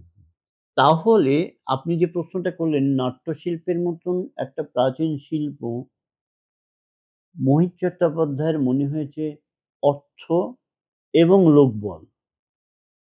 এমন বহু দলও দেখা গেছে যেখানে ২ জন মাত্র অভিনেতা। আচ্ছা। ২ জন মাত্র হয়তো দেখা গেছে সে স্বামী-স্ত্রী তারা হুম। বাস্তবে তারা স্বামী-স্ত্রী। তারা দুজনেই অভিনেতা। তারা গিয়ে একটা অনুনাটক করে চলে আসছে। একজনকে লাইটের লোক নিয়ে গেল, একজনকে মিউজিকের লোক নিয়ে গেল। ওই দুজনে মিলেই দল। এরকম দলের নাম আমি অন্তত গোটা ৮-১০ টা বলেও দিতে পারি। একটা পূর্ণাঙ্গ নাটকের মধ্যে দিয়ে যে কথাটা আমরা বলতে পারি, নাটক তো মানে একটা শিল্পীর তো সেটাই কাজ। যা একই কিছু কথা আমি অনুনাটকের মধ্য দিয়েও নিয়েও বলতে বলে যে বলতে ক যে যে যার যার দ্বারা আমি এই সমাজে যা কিছু খারাপ, হুম, সেই খারাপের বিরুদ্ধে কথা বলব। হুম। যা কিছু যে লোকগুলো খারাপ তাদের বিরুদ্ধে আমি আমার কথা মনে যা বলতে ইচ্ছা করছে ইচ্ছা আমি করছে সেটা বলব। না, না এখানে মনে যদি নেগেটিভ কথা বলতে ইচ্ছা করে সেটা আমাদের নাটকের লোকরা অ্যালাও করছে না। তোমাকে একটা পজিটিভ জায়গায় অর্থাৎ উত্তরণের কথা তোমায় বলতে হবে। বলতে হবে মানে তোমার মতো করেই বলো। তোমার মতন করেই বলো। তা নিয়ে কিছু না। হুম। অর্থাৎ সমাজকে যেন সেই নাটকটা মানে এগিয়ে যেতে সমস্যায় ফেলে দিয়ে চলে যেও না। একটা যেও না। পথ দেখাও কিছু। পথ দেখাও কিছু। বা পথটা তুমি তোমার মতন করে খুঁজে নাও। হুম, হুম, আমার নাটকটা আমি করে গেলাম, তুমি তোমার মতন দেখেছো কি সমস্যা, কি অ অসাধারণ আ কষ্ট, হ্যাঁ? হুম, হুম। সেই কষ্ট থেকে কিভাবে তুমি বেরোবে সে পথটাও হয়তো তোমার উপরে ছেড়ে দিলাম, তুমি দেখো। তা হতেই পারে। সেটা নিয়ে কোনো প্রশ্ন নয়। প্রশ্নটা হচ্ছে যে এই কাজগুলোই থিয়েটারের কাজ। এই কাজগুলো করেই এত বছর আমরা পেরিয়ে এসেছি। এই ৭৬ বছর তাহলে কি মানে স্বাধীনতার পরে নতুন প্রজন্মকে টানতে গেলে অনুনাটক একটি একটা মাধ্যম। কিন্তু একমাত্র মাধ্যম এটা কখনোই নয়। হুম, মোহিত চট্টোপাধ্যায় এটা ফিল করলেন যে বহু দল বসে যাচ্ছে অর্থের কারণে এবং আ তার অভিনেতা-অভিনেত্রীদের সংখ্যার কারণে, আচ্ছা, মানুষের কারণে। আচ্ছা মৃণালদা সেটা কিছুটা হলেও অনুনাটক পূরণ করতে পারছে। পূরণ করতে পারছে এবং একই কথা সে মানে বলতেও পারছে অনুনাটকের যে এই নতুন ধারাটা এটা মোহিত চট্টোপাধ্যায়ের হাত ধরেই। অনেকটা। অনেক এই তো বোধহয় কারণ কারণ 90s এর সময় থেকে উনার এটা এই না, না, না, সম্বন্ধে না, নাকি না, আরো না, আগে? না আরো পরে। উনি পরে। অ্যাকচুয়ালি ভাবতে শুরু করেছেন ২০০০ সাল আচ্ছা, বা আচ্ছা। ১-২ সাল থেকে উনার মাথায় এটা আসে। হুম। তা আগ পর্যন্ত তো উনি একাঙ্ক পূর্ণাঙ্গ নাটকের আচ্ছা সঙ্গে আমি মৃণালদাকে জিজ্ঞেস করি। মৃণালদা একজন দীর্ঘদিনের নাট্য ব্যক্তিত্বই বলবো আমরা এবং সেটা কর্মী। হুম, উনি বলছেন কর্মী এবং আমাদের কাছে উনি ব্যক্তিত্ব এবং মৃণালদাকে একটা প্রশ্ন করি। মৃণালদা আপনি অন্য থিয়েটারে ছিলেন। মৃণালদা আপনি নান্দিকারে কাজ করেছেন। বর্তমানে একটি দলের সঙ্গে আপনি খুব বেশি করে যুক্ত আছেন সেটি জয়পুর সাংস্কৃতিক প্রাঙ্গণ সম্ভবত নাম। পরিচালনার কাজও করছেন ওখানে। আপনার হাতে সাফিসিয়েন্ট মানি রইলো, এসছে বা আছে দলের কথা বলছি আমি। আপনার দলে সাফিসিয়েন্ট অর্থ এসছে বা আছে আপনাদের। আপনি কোন নাটক চয়েস করবেন? পূর্ণাঙ্গ, একাঙ্ক না অনুনাটক? দলের পরবর্তী প্রোডাকশন হিসেবে। মনে করুন যারা টি-20 তে খেলছে তাদের যদি বলা হয় যে ওর মধ্যে আ টেস্ট খেলারও ক্ষমতা আছে বা যারা টেস্ট খেলছে সেই টেস্ট টিমের মধ্যে ১ জন ২ জন প্লেয়ারের ও টি-20 খেলার ক্ষমতা আছে।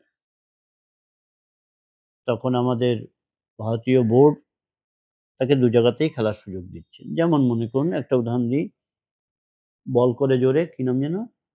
১ নম্বর বোলার আমাদের এখন খেলা দেখি না আমি খুব একটা। কে? জসপ্রীত বুমরা, বুমরাহ। বুমরা। এখান থেকে উত্তর এলো। হ্যাঁ, জাসপ্রীত বুমরা।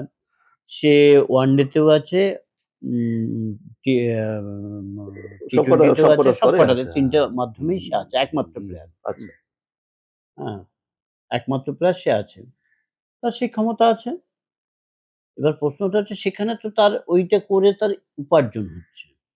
হুম, আর আমাদের এখানের কথাটা হচ্ছে আমি ওইভাবে বলি। কারণ শিল্পের সঙ্গে ওই জায়গাটা একটা বেসিক ফারাক আছে, যেটা আমি বারবার বোঝাতে চাইছি। যে উদাহরণস্বরূপ বললাম যে বোম্বেতে আগে সত্যের গোড়াটাকে কেটে দেন। হুম। কিন্তু আমাদের এখানে কি হচ্ছে, আমাদের অনুনাটক, আমি যেহেতু অনুনাটকের সঙ্গে অনেকটা বেশি যুক্ত, অনুনাটকের সঙ্গে একাঙ্ক নাটক বা পূর্ণাঙ্গ নাটকের কোনো সমস্যা নেই। সমস্যা নেই, বিরোধ নেই। বিরোধ নেই। আমি বলছি হুম, অ্যাজ এ সংগঠক, হুম। আপনি আপনার কাছে যদি অনেক অর্থ থাকে তাহলে আপনি কোন নাটকটা করতে চাইবেন? আমি করতে চাইবো, অনুনাটকই করতে চাইবো। তার কারণটা হচ্ছে, শুধু আমি অনুনাটকটা নিজে করব না, সেই সাথে আমি অনেক দলকে সুযোগও দিতে পারব। অনুনাটকটার প্রচার-প্রসারটা আরো অনেক গুণ বেড়ে যাক, এটা আমি মন থেকে চাই। যেহেতু আমার অর্থের সমস্যা নেই, আমি প্রতিদিনই শো করব। আর আমি তো একা করব না, অনুনাটক করতে গেলে একা করা যায় না। হুম। তার সঙ্গে আরো বেশ কিছু দলকে নিতে হবে। এ তাহলে আমার কাজটা অনেক সহজ হয়ে যাবে, যে পশ্চিমবঙ্গের ধরে নিন খুব অ্যাক্টিভ ভাবে ১০০ টা দল আছে যারা অনুনাটক করে বেড়াচ্ছে। প্রতি মাসেই তারা ২ টো ৩ টে করে শো করছে।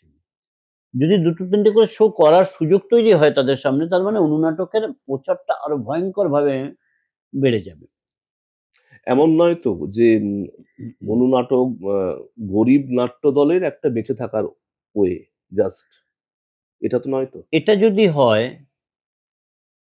সেটাতে কোনো ভুল আমি দেখি না।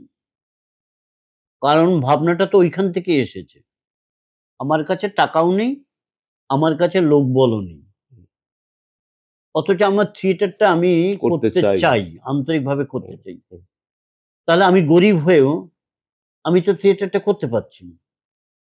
আমার ১০,০০০ বা ২০,০০০ টাকা খরচা করে একাডেমিতে, রবীন্দ্র সদনে বা একাডেমি মধুসূদন, ৪০,০০০ খরচা হয় হ্যাঁ, নিলে পরে। আমার কাছে নেই সেই হ্যাঁ, ক্ষমতাটা। কিন্তু আমার কাছে ৳২,০০০ আছে। চলো আমি হুম। একটা জায়গা, একটা ক্লাব ঘর ভাড়া নিলাম। সেখানে গিয়ে আরো ১০ টা দলকে ডাকলাম। একটু লাইটের ব্যবস্থা করলাম, একটু মিউজিকের ব্যবস্থা করলাম, একটু চা বিস্কুট খাওয়ালাম। আমি আরো ৬-৭ টা নাটক করতে পারলাম। আমার আল্টিমেট কথাটা তো হচ্ছে, মানে এই বেসিক জায়গাটা যেন আমার কাছে পরিষ্কার থাকে, হ্যাঁ? সেটা হচ্ছে যে, সেটায় অসম্মানের কিছু নেই। না অসম্মান শুধু না, আমি যে কাজটা করছি কেন করছি? না, দলকে বাঁচিয়ে রাখার জন্যও করছি। দল হ্যাঁ, যাতে দল যদি না থাকে, এটা হুম, মহিতদা এটাও বলেছেন। হুম। মহিতদার ওই উদাহরণটা আরেকবার দিই।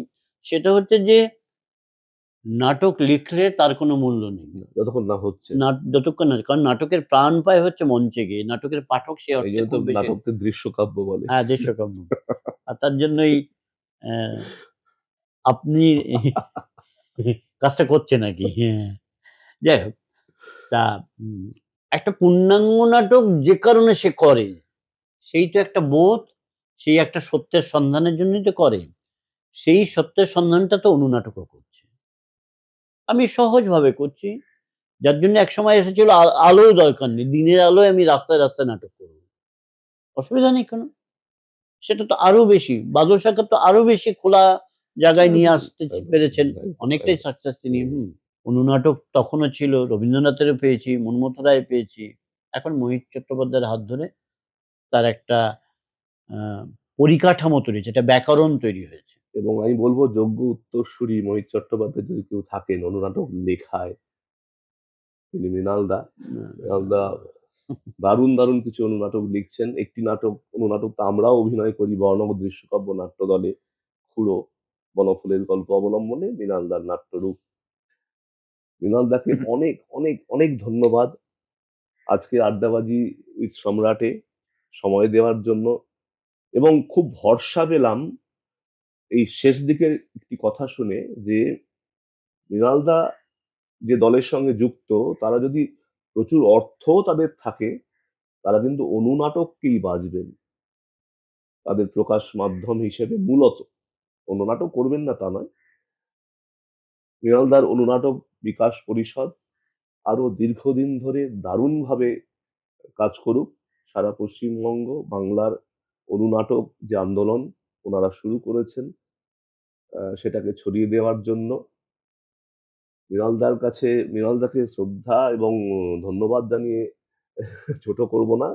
আমি মৃণালদাকে অনুরোধ করব আজকে আমাদের এই ছোট ডায়েরিতে যদি একটি সাইন করে দেন।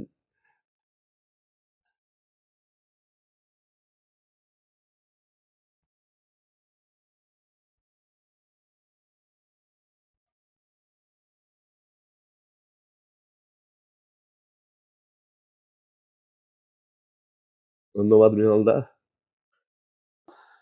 অনেক অনেক প্রণাম, ভালোবাসা। সঙ্গে থাকবেন। আর আপনারাও আশা করি আজকের এই সম্পূর্ণ আলোচনা দেখে সমৃদ্ধ হবেন এবং ভালোবাসবেন। যদি কিছু বক্তব্য থাকে অবশ্যই ভিডিওর কমেন্ট সেকশনে আমাদের জানাবেন। আর মৃণালদার সঙ্গে যদি কোনোভাবে যোগাযোগ করার ইচ্ছে থাকে তবেও জানাবেন। সকলে ভালো থাকবেন। আজকের মতো এখানেই শেষ করছি।